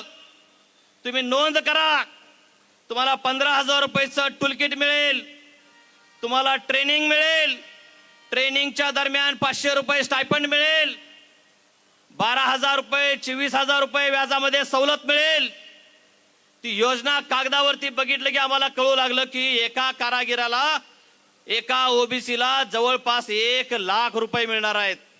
हिशोब करून बघा तुम्ही. कशी फसवणूक करणारी योजना आहे बघा. योजना जाहीर केली नरेंद्र मोदींनी आणि सांगितले की या देशातल्या प्रत्येक ओबीसी कारागिराला आम्ही ह्या योजनेचा लाभ देऊ. जवळपास 1 लाख रुपये प्रत्येकाला पोचतील अशी ही योजना आम्ही लागू करू. वास्तवता ठाऊक आहे तुम्हाला? अजूनही तुमच्या मोबाईलमध्ये त्या पीएम विश्वकर्माचं पोर्टल काढून बघा. 2.25 कोटी लोकांनी अर्ज केलेत. किती? 2.25 कोटी लोकांनी अर्ज केलेत. आणि जर 2.25 कोटी लोकांना जर या योजनेचा लाभ द्यायचा असेल तर सरकारकडे पैसे किती द्यायला पाहिजे? सरकारने 2.25 लाख कोटी रुपये द्यायला पाहिजेत. 2.25 लाख कोटीची तरतूद करायला पाहिजे. पण वस्तुस्थितीमध्ये असं नाही. वस्तुस्थितीमध्ये गेल्या 3 ते 4 वर्षामध्ये फक्त 6,900 कोटी रुपये त्या ठिकाणी या योजनेला दिलेले आहेत. आणि आज घडीला त्या पोर्टलवरती ही योजना बंद आहे. भरभरून मतदान केलं ओबीसीनी. आमच्यासाठी योजना आली, लाख लाख रुपये मिळतात. एकाने तरी हात वर करून सांगावं मला लाख रुपये मिळाले म्हणून. अशा फसव्या योजना बीजेपी आणते. ओबीसी महामंडळाला जो निधी द्यायला पाहिजे तो निधी ओबीसी महामंडळ स्थापन झाल्यापासून अजून दिलेला नाही. म्हणजे एका बाजूला निधी द्यायचा नाही, एका बाजूला आरक्षण काढून घ्यायचं, सामाजिक समानतेच्या माध्यमातून कुठलीही समानता द्यायची नाही, आणि ओबीसीच्या जातीमध्ये जात भक्कम कशी होईल याचं नियोजन करायचं. हे षडयंत्र भारतीय जनता पार्टी करते आणि आम्ही या षडयंत्राला बळी पडतो. मोठ्या तोंडाने मोदी सांगतात की मी ओबीसी आहे, बीजेपी ओबीसी साठी आहे, परंतु वस्तुस्थितीमध्ये हा प्रकार पूर्णपणे उलटा आहे. तमाम कोल्हापूर जिल्ह्यातील ओबीसींना, तमाम महाराष्ट्रातील ओबीसींना मला आव्हान करायचं आहे की आता बीजेपी आणि त्यांच्या मित्रपक्षांच्या भूलथापांना बळी पडायचं नाही, बीजेपीला मतदान करायचं नाही. आमची लोक हुशार. बीजेपीला मतदान करायचं नाही म्हणून लोकसभेला महाविकास आघाडीला मतदान केलं, विधानसभेला महाविकास आघाडीला मतदान केलं. थोडं अभ्यास करून बघावं ही विनंती तुम्हाला करतो. ज्या ज्या लोकांना तुम्ही मतदान केलं महाविकास आघाडीचे म्हणून, ते नेते आज कुठं आहेत याची जरा चौकशी तुम्ही करावी. मी लांबचं सांगत नाही. इथल्या करवीर तालुक्यामध्ये जो उमेदवार विधानसभेला काँग्रेसकडून उभा राहिला तो उमेदवार आज कुठं आहे? राधानगरीमध्ये जो उमेदवार महाविकास आघाडीकडून उभा राहिला तो उमेदवार आज कुठं आहे? इथल्या चंदगडमध्ये जो अपक्ष आमदार निवडून आला तो आज कोणत्या पक्षाच्या वाटेवर आहे? आणि सगळ्यात महत्वाचं, कागलमध्ये ज्या राजांनी शरद पवार गटाची उमेदवारी घेतली ते राजे आज कुठं आहेत? कोणत्या पक्षाच्या वाटेवर आहेत? तुम्ही विचार करायला पाहिजे. ही महाविकास आघाडी निव्वळ फसवणूक करणारी महाविकास आघाडी आहे. भारतीय जनता पार्टीला मतदान म्हणून, पर्याय म्हणून आम्ही ज्यावेळी देतो त्यावेळी हे मतं घेतात आणि मग ईडीच्या भीतीनं, इन्कम टॅक्सच्या भीतीनं आणि पदाच्या आमिषानं भाजपमध्ये उडी मारतात. ही महाविकास आघाडीची आजपर्यंतचा कारनामा आहे. आम्ही शहाणं झालं पाहिजे. तुम्ही बातम्या बघितला असाल लोकसभेच्या वेळच्या, महाविकास आघाडीमध्ये वंचित बहुजन आघाडीनं सामील व्हावं म्हणून चर्चा सुरू होती. तुम्हाला सगळ्यांना वाटलं असेल की जागा वाटपावरून ती चर्चा फिसकटली. पण तुम्हाला आठवतंय का? बघा, बाळासाहेबांनी काही मागण्या केल्या होत्या, त्यामध्ये एक प्रमुख मागणी होती. कोणती मागणी होती? जो उमेदवार महाविकास आघाडीकडून निवडणूक लढेल त्यानं लेखी लिहून द्यावं की निवडणूक झाल्यावर मी बीजेपी मध्ये जाणार नाही. महाविकास आघाडीचे नेते ही मागणी तयार झाले नाहीत मान्य करायला. आणि आम्ही बघितलं निवडणूक झाल्यावर काय झालं. या नेत्यांनी पटापटा बीजेपी मध्ये उड्या मारल्या. मला तमाम नागरिकांना, बंधू भगिनींना आवाहन करायचं आहे, बीजेपीला विरोध करायचा आहे, पण महाविकास आघाडी सक्षम नाही. मग कोण सक्षम आहे? ओबीसींना प्रत्येक वेळी अडचणीमध्ये धावून येणारा पक्ष कोण आहे? वंचित बहुजन आघाडी आहे. मुस्लिम बांधव अडचणीत असताना धावून येणारा पक्ष कोण आहे? वंचित बहुजन आघाडी आहे. भटके विमुक्त असतील, आदिवासी असतील, वडार समाज असेल, आम्ही ज्यावेळी अडचणीमध्ये असतो त्यावेळी आमच्यासाठी धावून येणारा नेता कोण आहे? अरे श्रद्धेय बाळासाहेब आंबेडकर हा एकमेव नेता आहे की जो कायम आमच्या अडचणीला धावून आलेला आहे.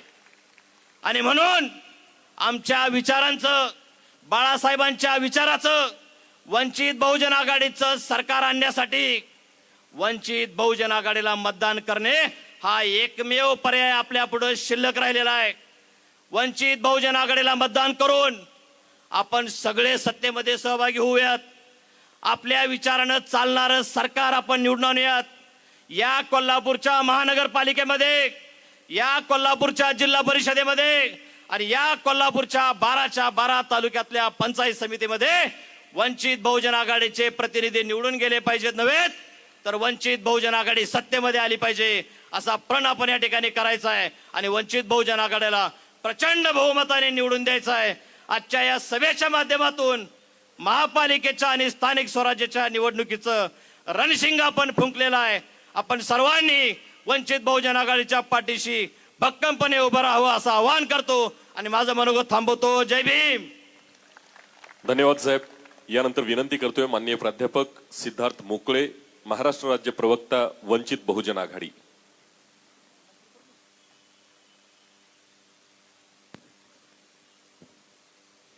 धन्यवाद. समतेच्या संग्रामात या देशातील बहिष्कृतांना माणूस म्हणून जगण्यासाठी ज्या ज्या महामानवांनी आपलं योगदान दिलं त्या सर्व महामानवांना, महामातांना त्रिवार अभिवादन. मंचावर उपस्थित या देशातील शोषित वंचितांचे, पीडितांचे एकमेव आशास्थान आदरणीय नेते ॲडव्होकेट बाळासाहेब आंबेडकर आणि मंचावरील पक्षातील सर्वच पदाधिकारी, सहकारी बंधू भगिनी आणि उपस्थित बंधू भगिनींनो, आज या कोल्हापूरमध्ये सभेच्या निमित्ताने मी पहिल्यांदा आलोय. या नगरीत पाय ठेवल्यापासून एक वेगळी भावना मनामध्ये दाटून आहे. या नगरीनं, इथल्या राजानं या देशाचं भवितव्य घडवणारा, आमचा या देशाचा, आधुनिक भारताचा शिल्पकार महामानव डॉक्टर बाबासाहेब आंबेडकरांना उभं करण्याचं काम केलेलं आहे. ती ही नगरी आहे. या नगरीचे देशावर अनंत उपकार आहेत.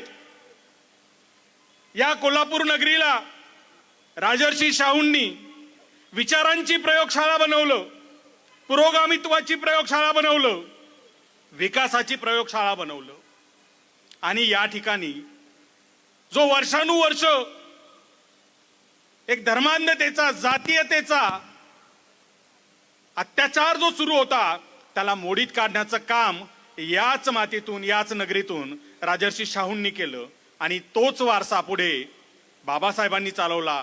आणि या नगरीनं दिलेलं, या राजानं दिलेलं जे आरक्षण आहे, आरक्षणाची संकल्पना आहे ती भारताच्या संविधानात आणली आणि देशातील वर्षानुवर्ष गुलाम असलेला, बहिष्कृत असलेल्या 75-80% समाजाला मुख्य धारेत आणण्याचं काम बाबासाहेबांनी केलं. त्यामुळे आज जेव्हा मी या कोल्हापूर नगरीकडे पाहतो, इथलं सामाजिक वातावरण पाहतो, राजकीय वातावरण पाहतो, इथलं सांस्कृतिक वातावरण पाहतो,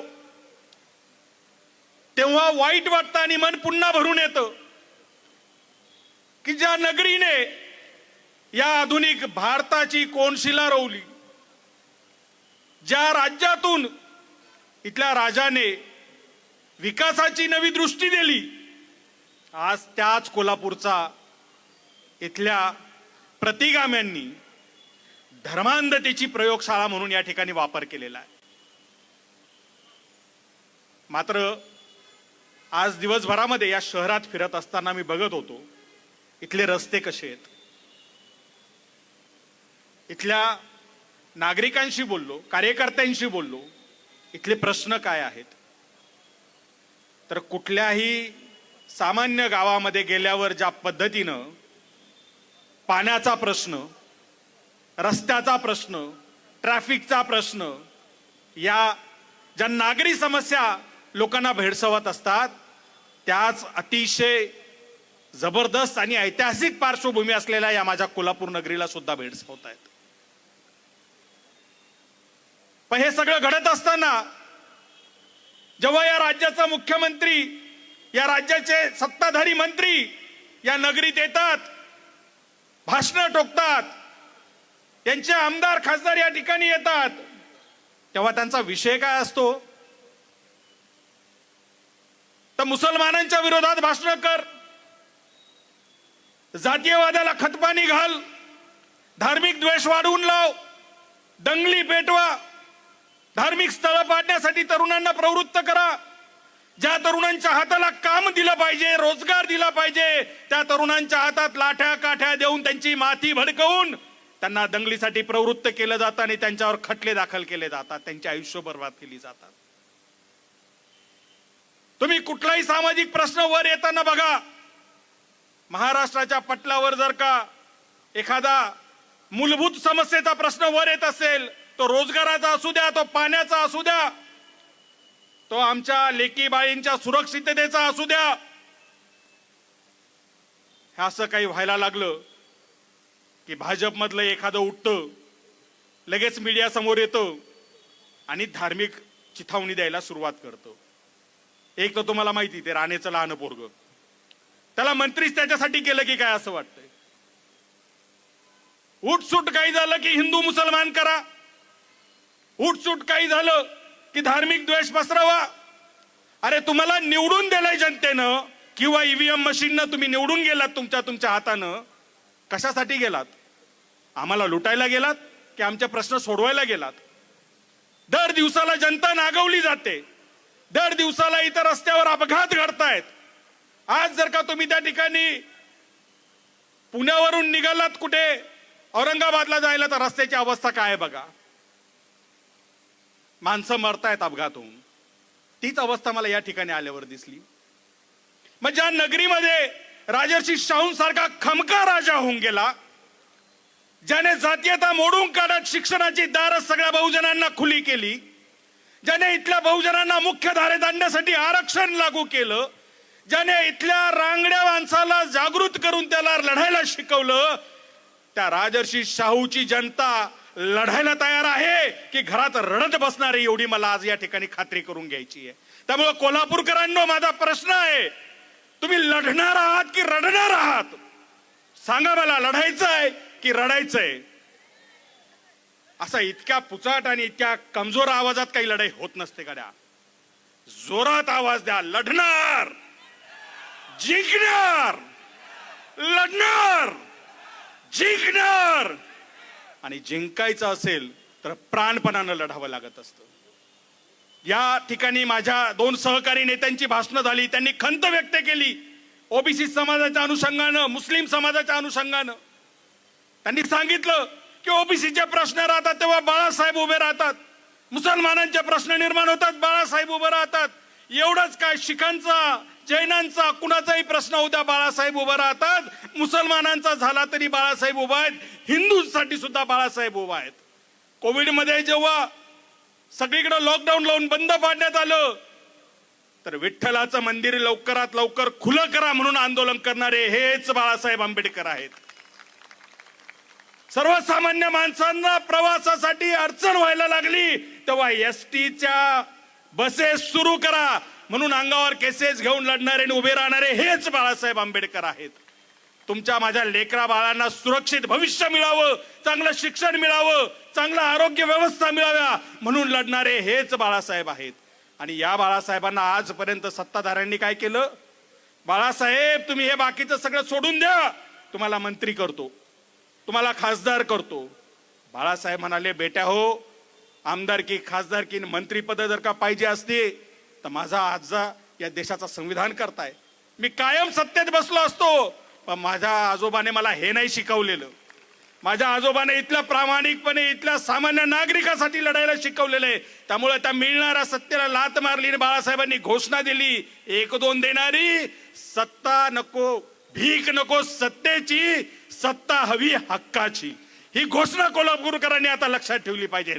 आवाज द्या, भीक नको सत्तेची, भीक नको सत्तेची.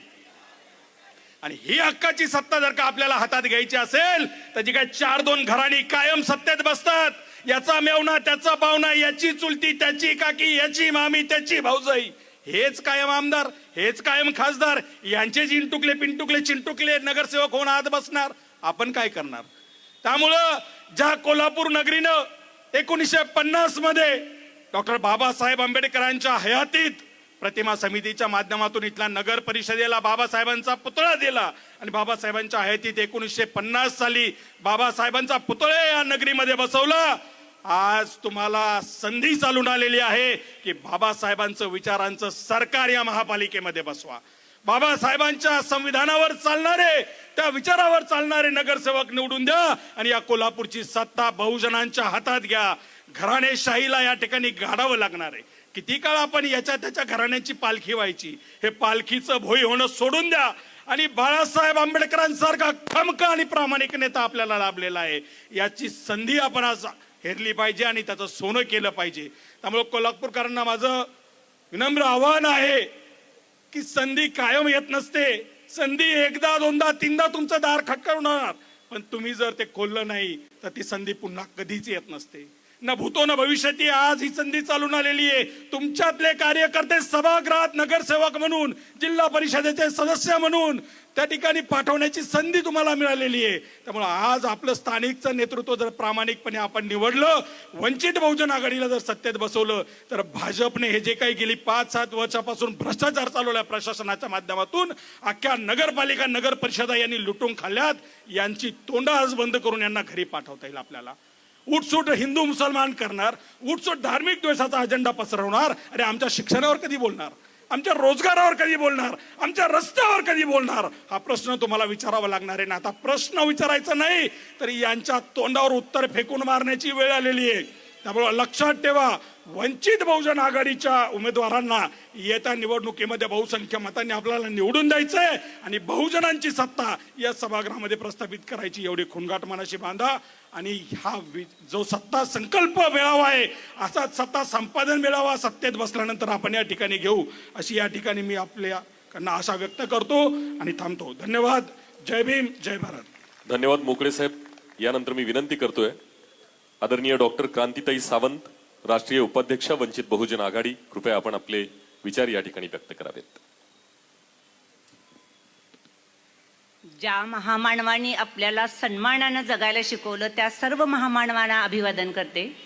आजच्या कोल्हापूर नगरीमध्ये विजय संकल्प सभेच्या निमित्तानं विचारवंचार उपस्थित असलेले आपले राष्ट्रीय अध्यक्ष श्रद्धेय बाळासाहेब आंबेडकर, त्याचबरोबर आपले मुख्य प्रवक्ते सिद्धार्थ मोकळे, राज्याचे उपाध्यक्ष सोमनाथ साळुंखे, अजून आपल्या नेते जे आहेत इम्तियाज नदाब, आणि आज जो कार्यक्रम ज्यांनी ह्याचं नेटकं नियोजन केलं आणि ज्या लोकांपर्यंत ते पोचवायला यशस्वी झाले ते आपले 2 जिल्हाध्यक्ष जनार्दन गायकवाड, त्याचबरोबर अहिवाळे साहेब आणि ह्या नगरीचे जे शहर अध्यक्ष आहेत ते अरुण सोनवणे, आणि त्याचबरोबर राबणारे पदाधिकारी आणि कार्यकर्ते आणि आपण मुद्दामून ही सभा ऐकण्यासाठी आलेला सर्व बंधू आणि भगिनींनो,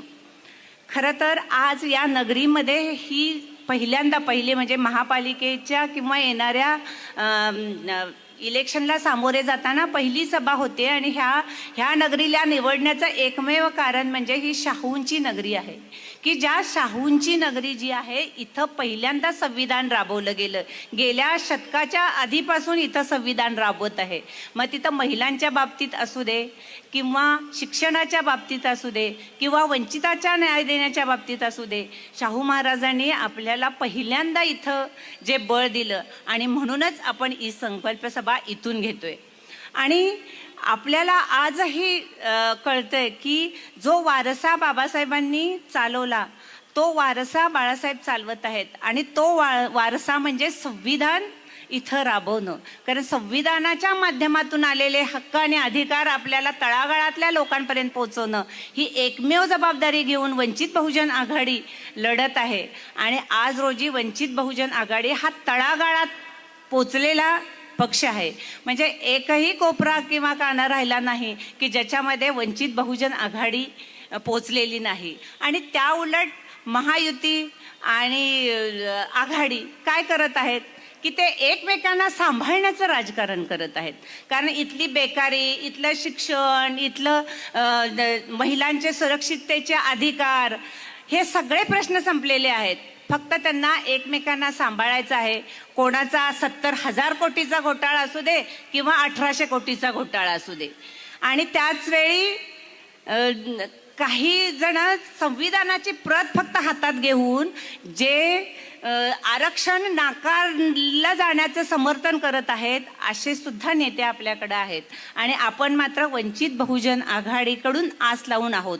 आणि वंचित बहुजन आघाडी हा एकमेव पक्ष आहे की तुम्हाला तुमचे अधिकार, तुमचे हक्क देण्यासाठी लढत आहे. नाहीतर कुठल्याही पक्षाच्या युतीबरोबर आणि त्यांच्या आघाडीबरोबर आपण बसू शकतो, आपण सत्तेत जाऊ शकतो, पण तिथं आपले अधिकार अबाधित राहणार आहात का? का कुणाचे तरी घोटाळे आणि कुणाच्या तरी कारवाया आपण मिटवण्यासाठी तिथं जाणार आहोत? म्हणून वंचित बहुजन आघाडी ही तळागाळातल्या लोकांसाठी लढत आहे. त्याचबरोबर ज्यांचा संविधानावर विश्वास आहे अशा संविधानवादी लोकांवर लढत आहे. म्हणून आपली आता जबाबदारी आहे की आपण ताकदीनं उभं राहायला पाहिजे.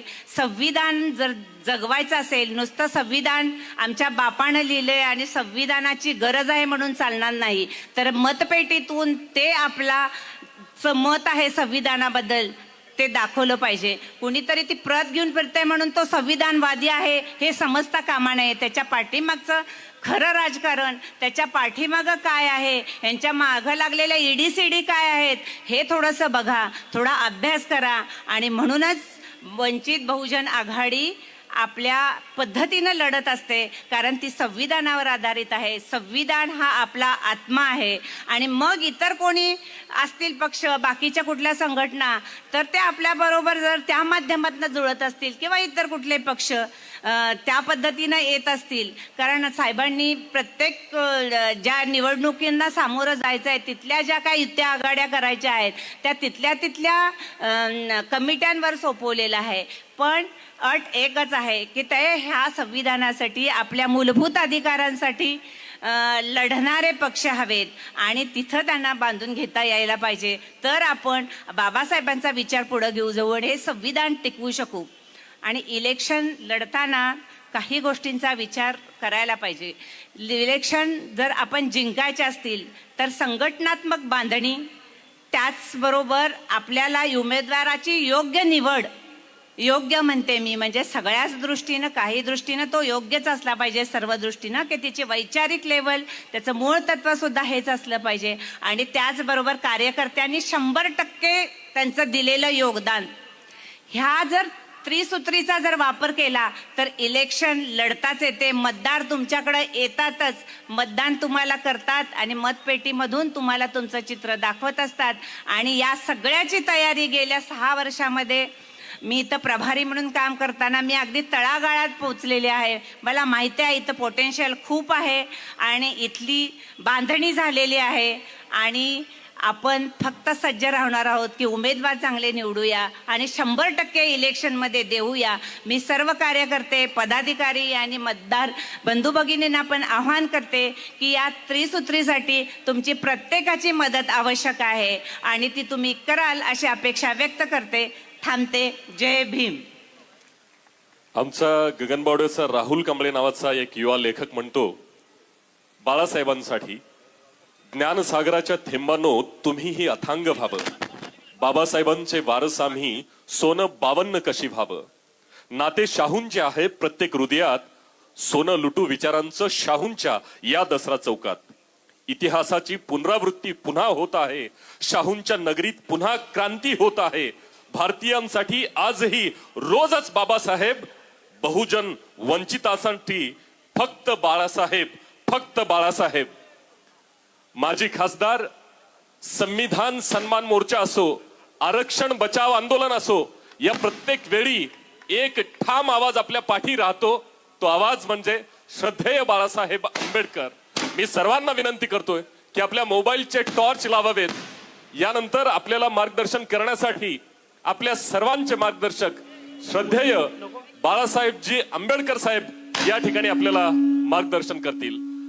डॉक्टर बाबासाहेब आंबेडकरांचा, श्रद्धेय बाळासाहेब आंबेडकरांचा, श्रद्धेय बाळासाहेब आंबेडकरांचा, छत्रपती राजर्षी शाहू महाराजांचा.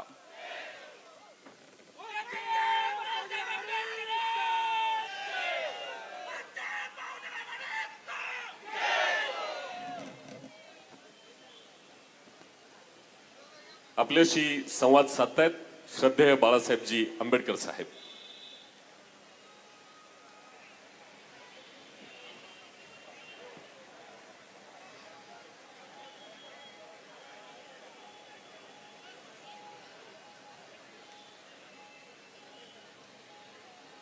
मंचकावरती उपस्थित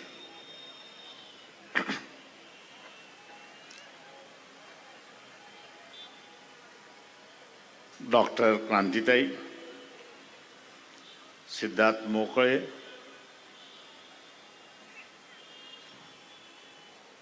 नदाफजी, सोमनाथजी साळुंके, त्याच्याच बरोबर कोल्हापूर शहर चे असणारे शहर अध्यक्ष, सर्व कोल्हापूर जिल्ह्यातले असणारे कार्यकर्ते,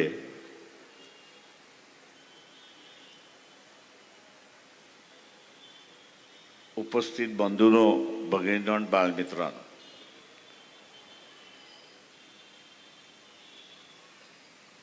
महानगरपालिकेच्या निवडणुका यांचं बिगुल वाजलं आणि हे बिगुल वाजल्यानंतर प्रत्येकाची असणारी धावपळ चालली आहे. कसली धावपळ चालली आहे तर सभागृह 130 आहे, पण आपल्याकडे असणारे 130 उमेदवार सुद्धा नाही. आणि आपल्याकडे 130 उमेदवार नाहीत म्हणून असणारं राजकीय समझोता होतोय का, आणि तो राजकीय समझोता करत आपली जागा भरायची अशी असणारी परिस्थिती आहे.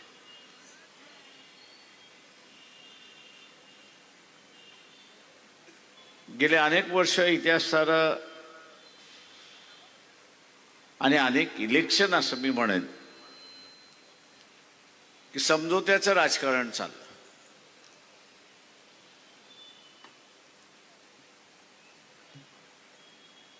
समझोत्याचं असणारं राजकारण चाललं आणि हे समझोत्याच्या राजकारणामुळे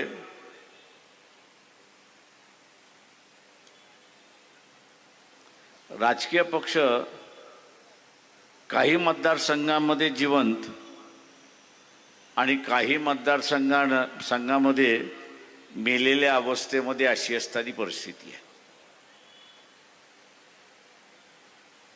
कुठल्या इलेक्शनमध्ये आपण असणारा युती करावी, कुठल्या इलेक्शनमध्ये आपण युती करू नये याचंही भान राहिलं नाही. सत्ता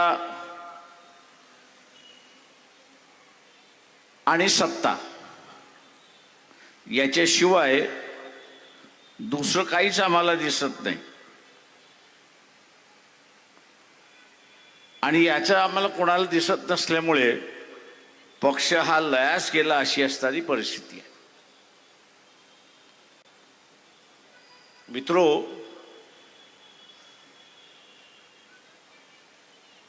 आपण जर पाहिलं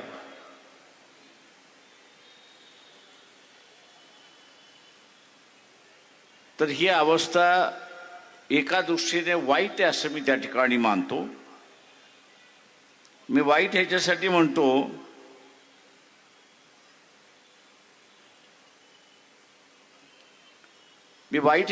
मानतोय की शेवटी राजकीय पक्ष हे लोकशाहीचं टिकण्याचे एक हत्यार आहे. उद्या ही लोकशाहीच, राजकीय पक्षच टिकले नाही तर लोकशाही टिकेल पण एक पक्ष कुठला तरी जिवंत राहील. आणि आज आपल्याला तेच दिसतंय की भारतीय जनता पक्षाचं असणारं जे काही राजकारण आहे हे सगळं राजकारण राजकीय पक्ष संपवण्याचं राजकारण आहे.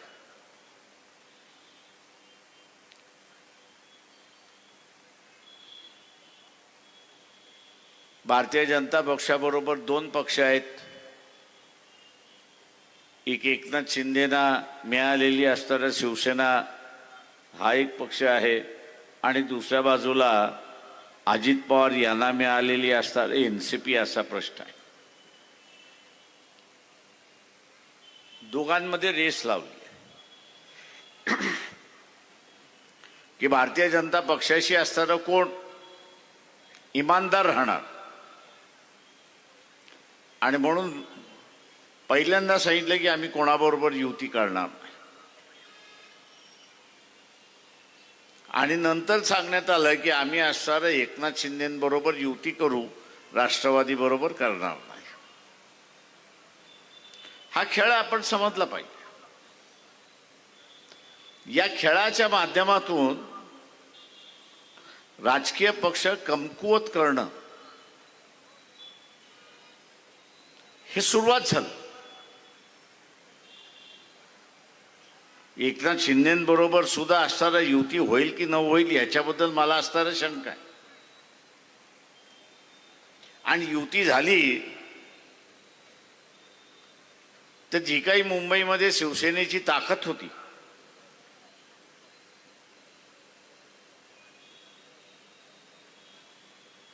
ऐंशी एक नगरसेवक निवडून आणण्याची जी ताकद होती त्या ताकदीला बघताना असणारा भारतीय जनता पक्ष एकनाथ शिंदेच्या शिवसेनेला 100 जागा तरी देणार का? 227 228 पैकी की त्यांना असणारा 30-40 जागा घ्या आणि गप्प बसा म्हणून सांगणार आहात.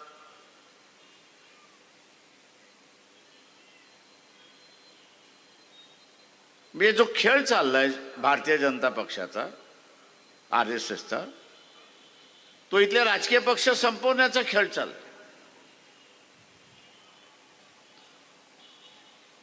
आणि राजकीय पक्ष संपले, शीन झाले की आपण एकमेव शिलेदार राहू अशी असणारी परिस्थिती आहे. या पार्श्वभूमीवरती कोल्हापूरमध्ये अध्यक्षाने जाहीर केलं, शहराच्या अध्यक्षाने जाहीर केलं की आम्ही एकूण 1 जागा या ठिकाणी लढवणार आहोत.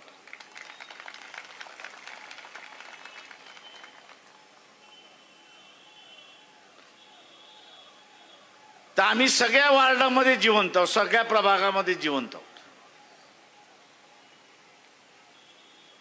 आमच्याकडे कार्यकर्ते आहेत, भले ताकदवर नसतील,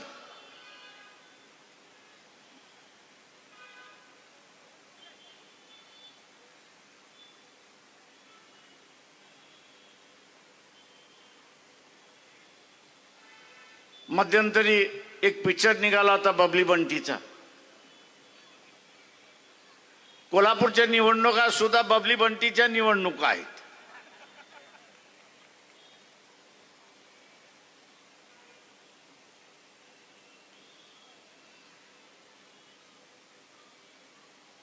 पण त्या निवडणुकांमध्ये आपण लक्षात घेतलं पाहिजे इथे लोकशाहीची गरज कोणाला आहे तर वंचितांना गरज आहे.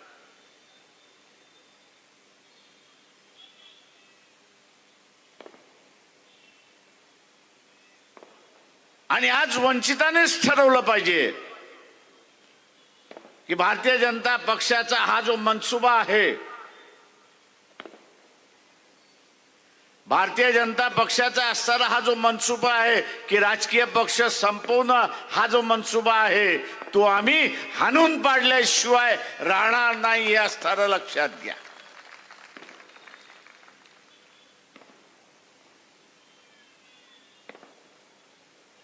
₹5,000 भारतीय जनता पक्ष एका मताला देण्याची तयारी आहे.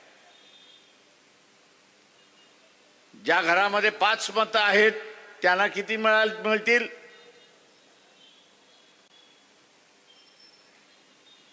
ज्यांच्या घरामध्ये 5 मतं आहेत त्यांना किती मिळतील? आता हे 25,000 किती दिवस टिकतील?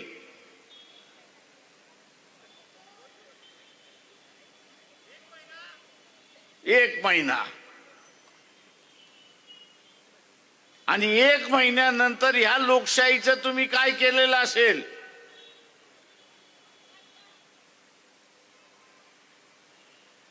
तर तिलाही तुम्ही मसनात नेऊन पोचवलेली असेल.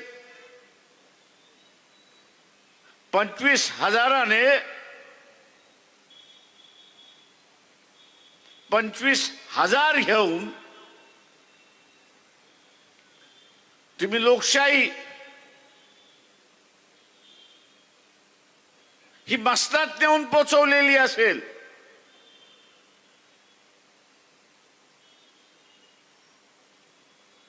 आणि मग जे दमन कार्य या ठिकाणी सुरुवात होते,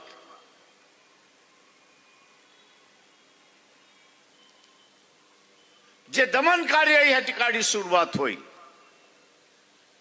त्याला आपल्याला तोंड द्यावं लागेल, हे लक्षात घ्या. जे 25,000 रुपये वाटतात आहेत, तुम्हाला असं वाटतं त्यांचा हेतू स्वच्छ आहे?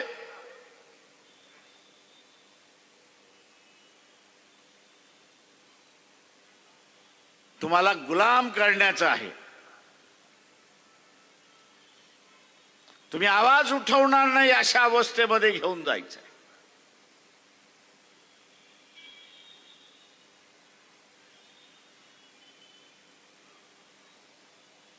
आणि ते ज्या दिवशी होईल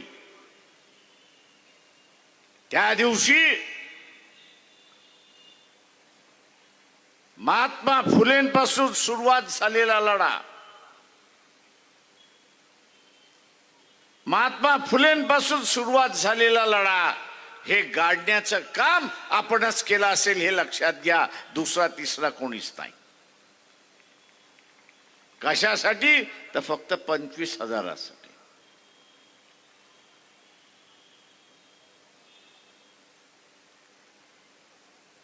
कशासाठी? तर फक्त 25,000साठी. मित्रो,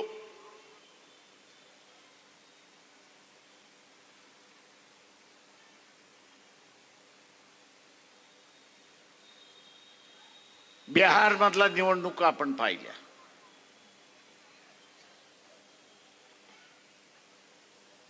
काय झालं? बिहार मधल्या निवडणुका आपण बघितल्या. काटेकी लढाई आहे म्हणून सांगण्यात आलं, आणि इलेक्शन मध्ये आपल्याला असताना दिसलं की काट्याची तर सोडून द्या, पण लढाईच झाली नाही अशी असणारी परिस्थिती.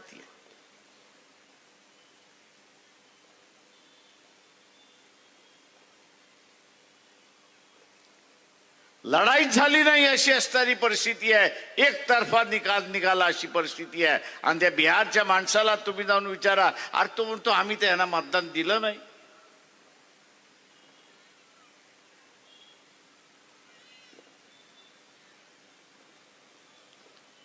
आज मित्रो, हेराफेरी होते, गफला होतोय, पण ह्या गफल्यावरती सुद्धा मात करता येते, हे लक्षात घ्या.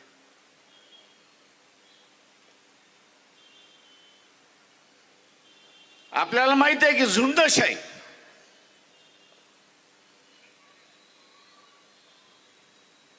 ही झुंड एकदा बाहेर पडली तर ती भल्या भल्याना उद्ध्वस्त करून निघते, हे लक्षात घ्या. ही झुंडशाही जी आहे ती भल्या भल्याला उद्ध्वस्त करून टाकते.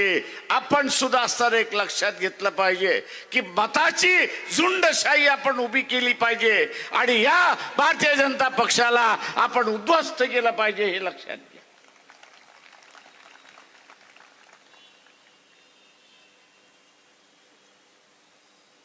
मला अनेक जण म्हणतात, तुम्हाला भीती वाटत नाही का? मी म्हटलं, जोपर्यंत लोकशाही साबित आहे तोपर्यंत मला भीती वाटणार नाही. लोकशाही साबूत आहे तोपर्यंत मी अजिबात कोणाला घाबरत नाही, मोदीलाही घाबरत नाही. पण ज्या दिवशी लोकशाही संपली त्या दिवशी राजेशाही सुरुवात झाली. ज्या दिवशी लोकशाही संपली त्या दिवशी राजेशाही संपली, लोकशाही संपली त्या दिवशी राजेशाही सुरुवात झाली, आणि राजेशाही त्या दिवशी सुरुवात झाली त्या दिवशी भीतीचं वातावरण सुरुवात होणार. आणि त्या भीतीच्या वातावरणामध्ये झुंडशाही सुद्धा काहीच करू शकत नाही, हे लक्षात घ्या. आणि म्हणून ही झुंडशाही, मताची झुंडशाही या निवडणुकीमध्ये आपल्याला उभी करायची आहे, हे लक्षात घ्या.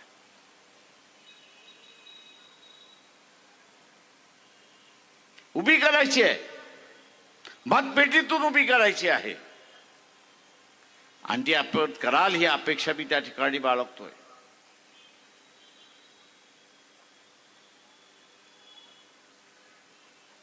इथली व्यवस्था आपण असताना पाहिली.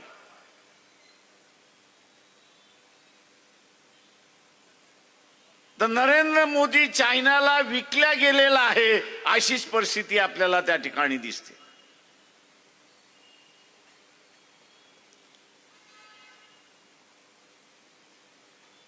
चायनाला विकल्या गेलेला आहे. कारण का तर मागच्या 10 दिवसापूर्वी युट्यूब वरती जा, आर्मीचा चीफ जो आहे त्याचं भाषण काढा आणि ऐका. त्यांनी असताना म्हटलं की चायना हा आमचा शत्रू आहे.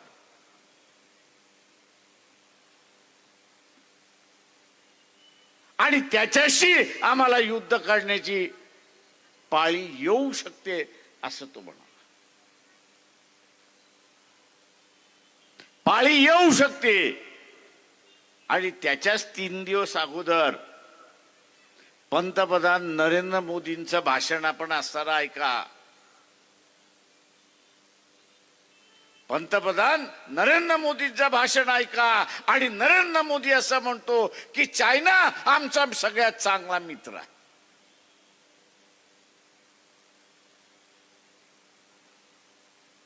चायना हा आमचा सगळ्यात चांगला मित्र आहे.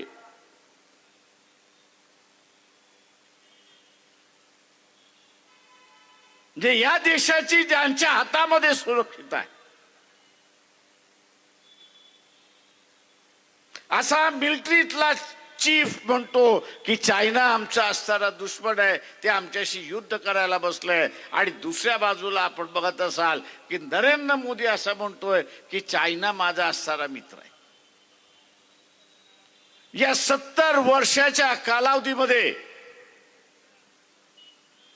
देशाच्या 70 वर्षाच्या स्वातंत्र्याच्या कालावधीमध्ये आपण सरकारची एक भाषा आणि मिलिटरीची दुसरी भाषा असं पण कधी ऐकलंय का?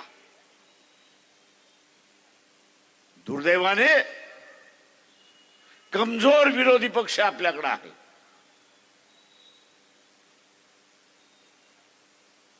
कमजोर विरोधी पक्ष असल्यामुळे तो पार्लमेंटचा उपयोगही करत नाही आणि विचार देत नाही की तुमची भूमिका एक आणि आर्मी चीफची भूमिका एक. कोणाला मानायचं? जनतेने कोणाला मानायचं? आणि म्हणून इथला असणारा सनातन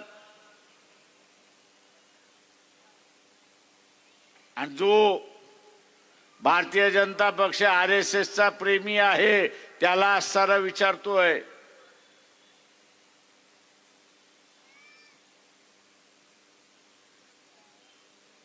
त्यांना आम्ही असणारा विचारतोय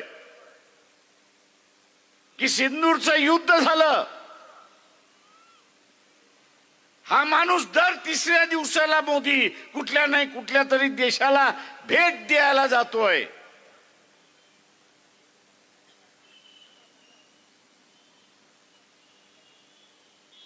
आज सुद्धा कुठल्या तरी परदेशामध्ये आहे.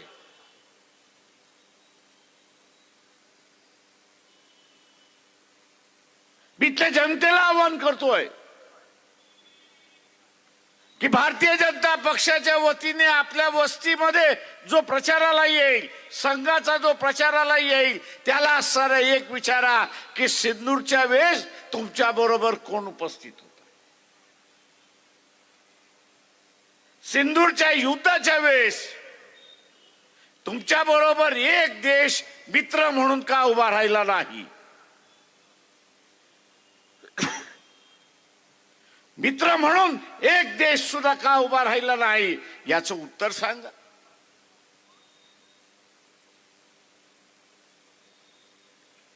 विश्वगुरु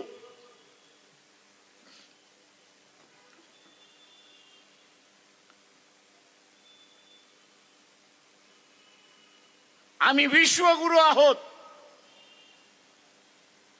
अरे बाबा, विश्वगुरु एक सांग, या सिंधूरच्या युद्धामध्ये तुझ्या बरोबर एक शिष्य सुद्धा का उभा राहिला नाही?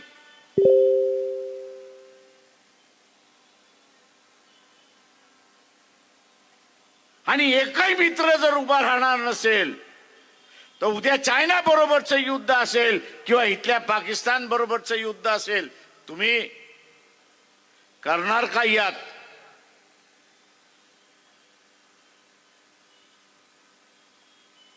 आज आपल्याला दिसते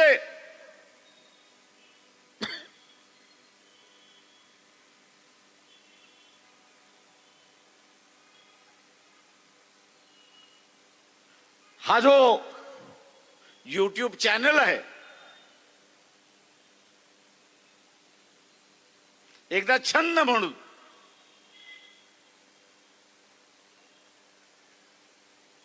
जेवढे भविष्यवाणी सांगणारे ऍस्ट्रॉलॉजर्स आहेत,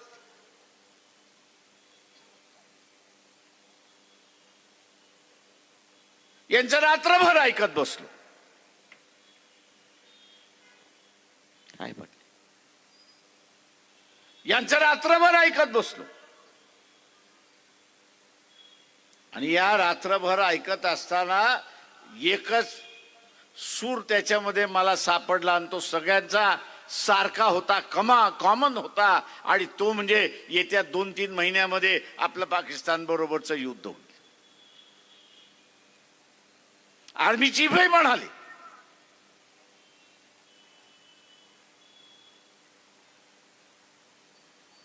आणि आज पाकिस्तानला असणार हत्यारं कोण कोण पुरवतंय? तर इंग्लंड पुरवते, फ्रान्स पुरवतोय, अमेरिका देते, आखाती देशामधले मुस्लिम राष्ट्र आहेत ते देतात. चायना तर तिथे देतेच आहे. रशियाने सांगितलं की जे आम्ही पाकिस्तानला पाहिजे ते आम्ही अस्त्र देऊ.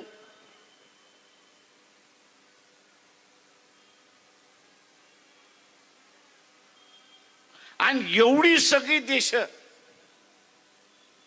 आणि हे सगळे देश पाकिस्तानला हत्यार देणार असतील आणि पाकिस्तानचा हत्यार कोणाच्या विरोधात वापरणार तर ते भारताच्या विरोधात वापरणार. मोदींना आपण विचारलं पाहिजे, बाबा तू आम्हाला वाचवणार कसं ते हे सांग.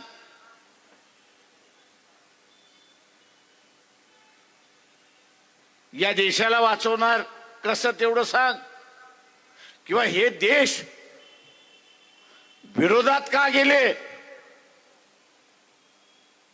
हे विरोधात जाण्याचं कारण काय होतं? तर त्याचं एकच कारण ते म्हणजे अहमपणा.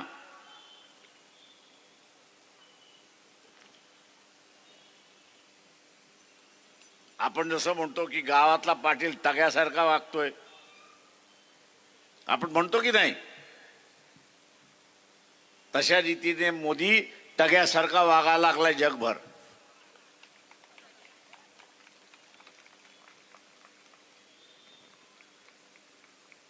त्या पाटलाची आपल्याला भीती वाटत नाही, कारण का दर दिवशी आपल्या बरोबर त्याचं भांडण चाललेलं असतं. तोही आपल्याला हात लावत नाही, आपणही त्याला हात लावत नाही. पण ह्या टग्याचं असणारं भांडण जे आहे ते आता देशाच्या भूमीवरती येऊन पडायला लागलं. डोनाल्ड ट्रम्प म्हणतो की नाही, मी सुद्धा जगातला असणारा टग्या आहे. आणि हा काय म्हणतो, आमचा टग्या की मी डोनाल्ड ट्रम्पला शिकवलेला आहे आणि शिकवतोय. आता ह्या दोन टग्यांमधली भांडणं या दोन टग्यांमधली असणारी भांडणं जी आहेत, अमेरिकेबरोबरची भांडणं, याची रशिया बरोबरची भांडणं, याची असणारी इंग्लंड बरोबरची भांडणं, त्याचं भोगावं कोणाला लागणार आहे? ते भारतीयांना भोगावं लागणार आहे.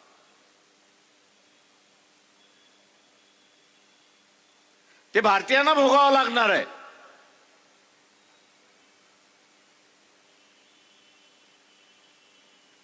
ती काय भारताच्या विरोधात नाहीयेत,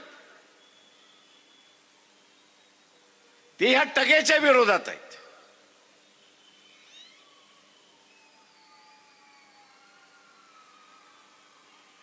हे टग्याच्या विरोधातला असणारं भांडण आहे.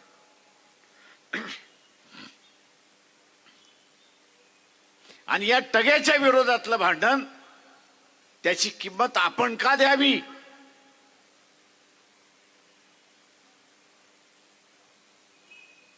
याची किंमत आपण का द्यावी? हा प्रश्न सगळ्यांनीच आपल्याला असताना विचारला पाहिजे, हे लक्षात घ्या.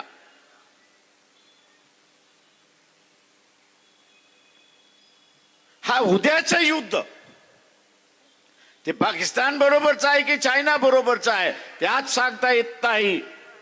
टाळायचं असेल तर ते तुमच्या हातामध्ये आहे, हे लक्षात घ्या.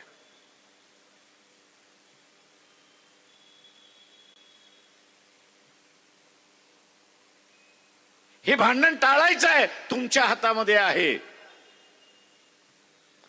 आपण नाही म्हणतो नारा बास, नारा बासरी, तशाच रीतीने मोदीला तुम्ही सत्तेवरतीच बसवलं नाही तर युद्ध कोणाबरोबर होणार आहे?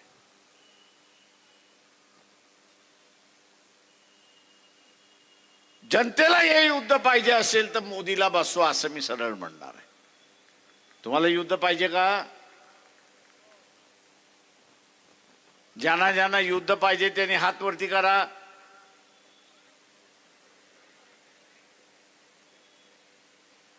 तुम्हाला असताना आता जर युद्ध नको असेल तर मोदीला खाली खेचा, आणि खाली खेचायचं असेल तर या कॉर्पोरेशनच्या निवडणुका सुद्धा अत्यंत महत्वाच्या आहेत, हे लक्षात घ्या. या महानगरपालिका सुद्धा महत्वाच्या आहेत. त्यातून संदेश जातो, मोदीच्या विरोधात मतदान दिलं, भारतीय जनता पक्षाच्या विरोधात मतदान दिलं, उद्या सत्तेवरती आले नाही, संदेश हा जातो की ह्या टग्याला आता लोकच बघायला लागली आहेत, आपल्याला बघण्याची गरज नाहीये. भारतीय जनताच त्याला बघायला लागलेली आहे, आपल्याला बघण्याची गरज नाही. आणि भारतीय जनता जर बघणार नसेल तर हे सगळे बघितल्याशिवाय राहणार नाहीत, हे लक्षात घ्या.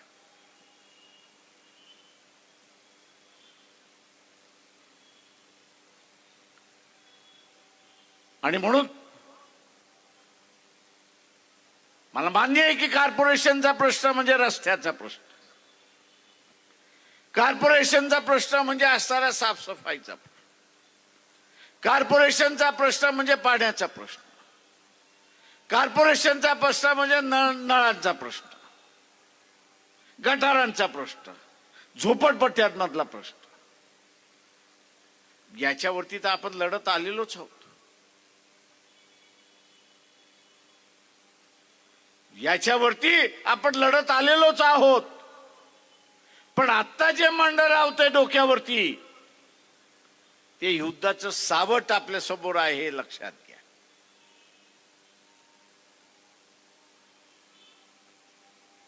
इथले चॅनलवाले आणि वर्तमानपत्रवाले यांना मोदीने मंद केलेला आहे, हे लक्षात घ्या. हे बसलेले पत्रकार खरडवतात, फिल्म करतात, पाठवून देतात, पण त्यांचा जो मालक बसलेला आहे त्याला कात्री लावतो, मोकळा करतो.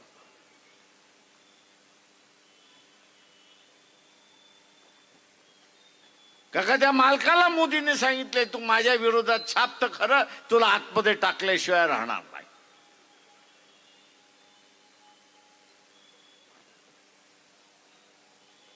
मोदीचं आणि ट्रम्पचं भांडण काही आहे? मोदी असं म्हणतोय तू रशियाचं तेल विकतोयस, ठीक आहे चल विक, पण त्याच्यातला नफा कोणाकडे जातोय? तुम्हाला माहिती आहे रशियाचं तेल भारतात विकल्या जाते, त्याचा नफा दरवर्षी कितीचा आहे तुम्हाला माहिती आहे का? तुम्हाला माहिती आहे का?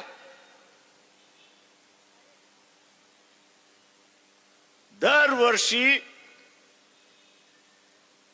रशियाचं तेल आपल्याला असं सांगितलं जातंय की भारत विकतोय, चूक आहे. ते भारताला तेल मिळतंय हे बरोबर आहे, पण विकणारा रिलायन्स आहे हे लक्षात घ्या. रिलायन्स कंपनी आहे हे लक्षात घ्या. आणि दरवर्षी या कंपनीला नफा किती होतो?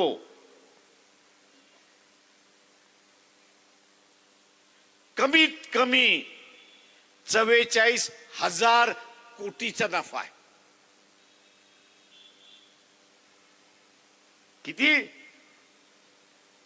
कितीचा नफा आहे? 44,000 कोटीचा नफा आहे. जे कच्चं तेल आपण आणतो, आयात करतो, ते आयातापोटी आपण असणारा परदेशी चलन किती खर्च करतो?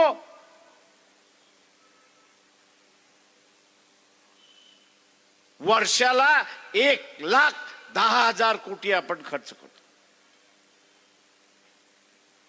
1,10,000 कोटी आपण खर्च करतो.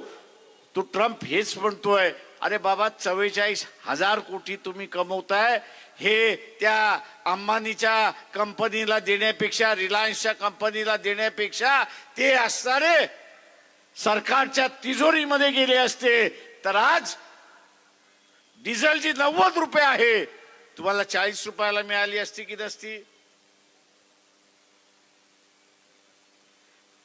40 रुपयाला मिळाली असती की नसती? मोदी तुमचं भलं करतोय की तुमचं खोबरं करतोय? मग त्याचं खोबरं कधी करणार? त्याचं खोबरं कधी करणार? तुम्हाला संधी आली आहे.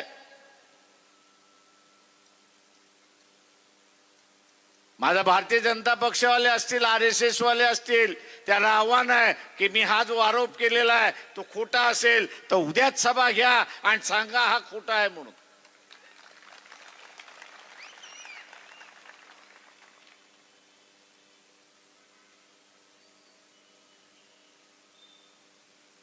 मोदी खऱ्या अर्थाने हिटलर झाला हे लक्षात घ्या. मी असं बोललो की RSS वाल्यांना फार झोंबतं. अरे अर्धे चड्डीवाले एवढंच मला सांगा, गेल्या 2.5 वर्षामध्ये नरेंद्र मोदीने एकदा तरी मोहन भागवताची भेट घेतली आहे का? की मोहन भागवतच त्याला भेटायला चालले अशी परिस्थिती? आणि म्हणून मित्रो, ही जी लूट चाललेली आहे, जगातल्या देशाचे जे नेते आहेत ते असं म्हणतात की भारत आता वरती येतोय, लोकांची परिस्थिती बदलते. ही लोकांची परिस्थिती बदलत असताना लोकांना श्रीमंत करण्याच्या ऐवजी तुम्ही असताना काही घराणेशाहीना श्रीमंत का करताय?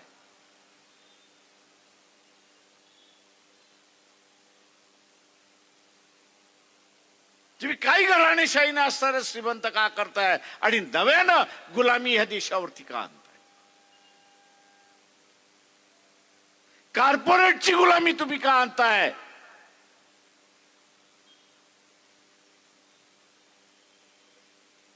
आणि म्हणून मित्रो, उद्याची ही निवडणूक वेगवेगळ्या मार्गाने महत्वाची आहे असं मी त्या ठिकाणी मानतोय. ही देशाची चाललेली लूट, सामान्य जनतेची चाललेली लूट.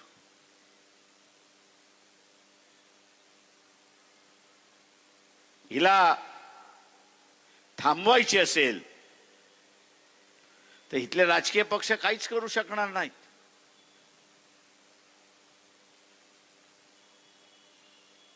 इथले राजकीय पक्ष काहीच करू शकणार नाहीत.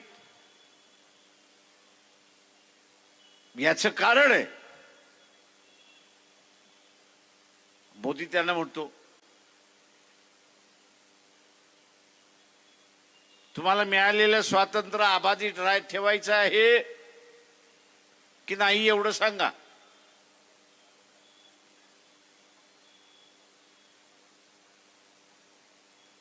तुमचं स्वातंत्र्य अबाधित ठेवायचं आहे की नाही तेवढं सांगा. स्वातंत्र्य ठेवायचं असेल तर माझ्या सरकारवरती टीका करायची नाही, माझ्या सरकारचं भिंग बाहेर काढायचं नाही.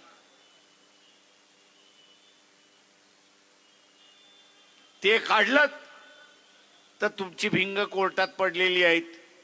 कोर्टाला एक अर्ज देईन की ह्याची चौकशी आम्हाला करायची आहे आणि म्हणून ह्याला आम्हाला ताब्यात द्या. तुम्ही ताब्यात आलात तर तिहार जेलचे दरवाजे मोकळेच आहेत. ते तिहार जेल की स्वातंत्र्य.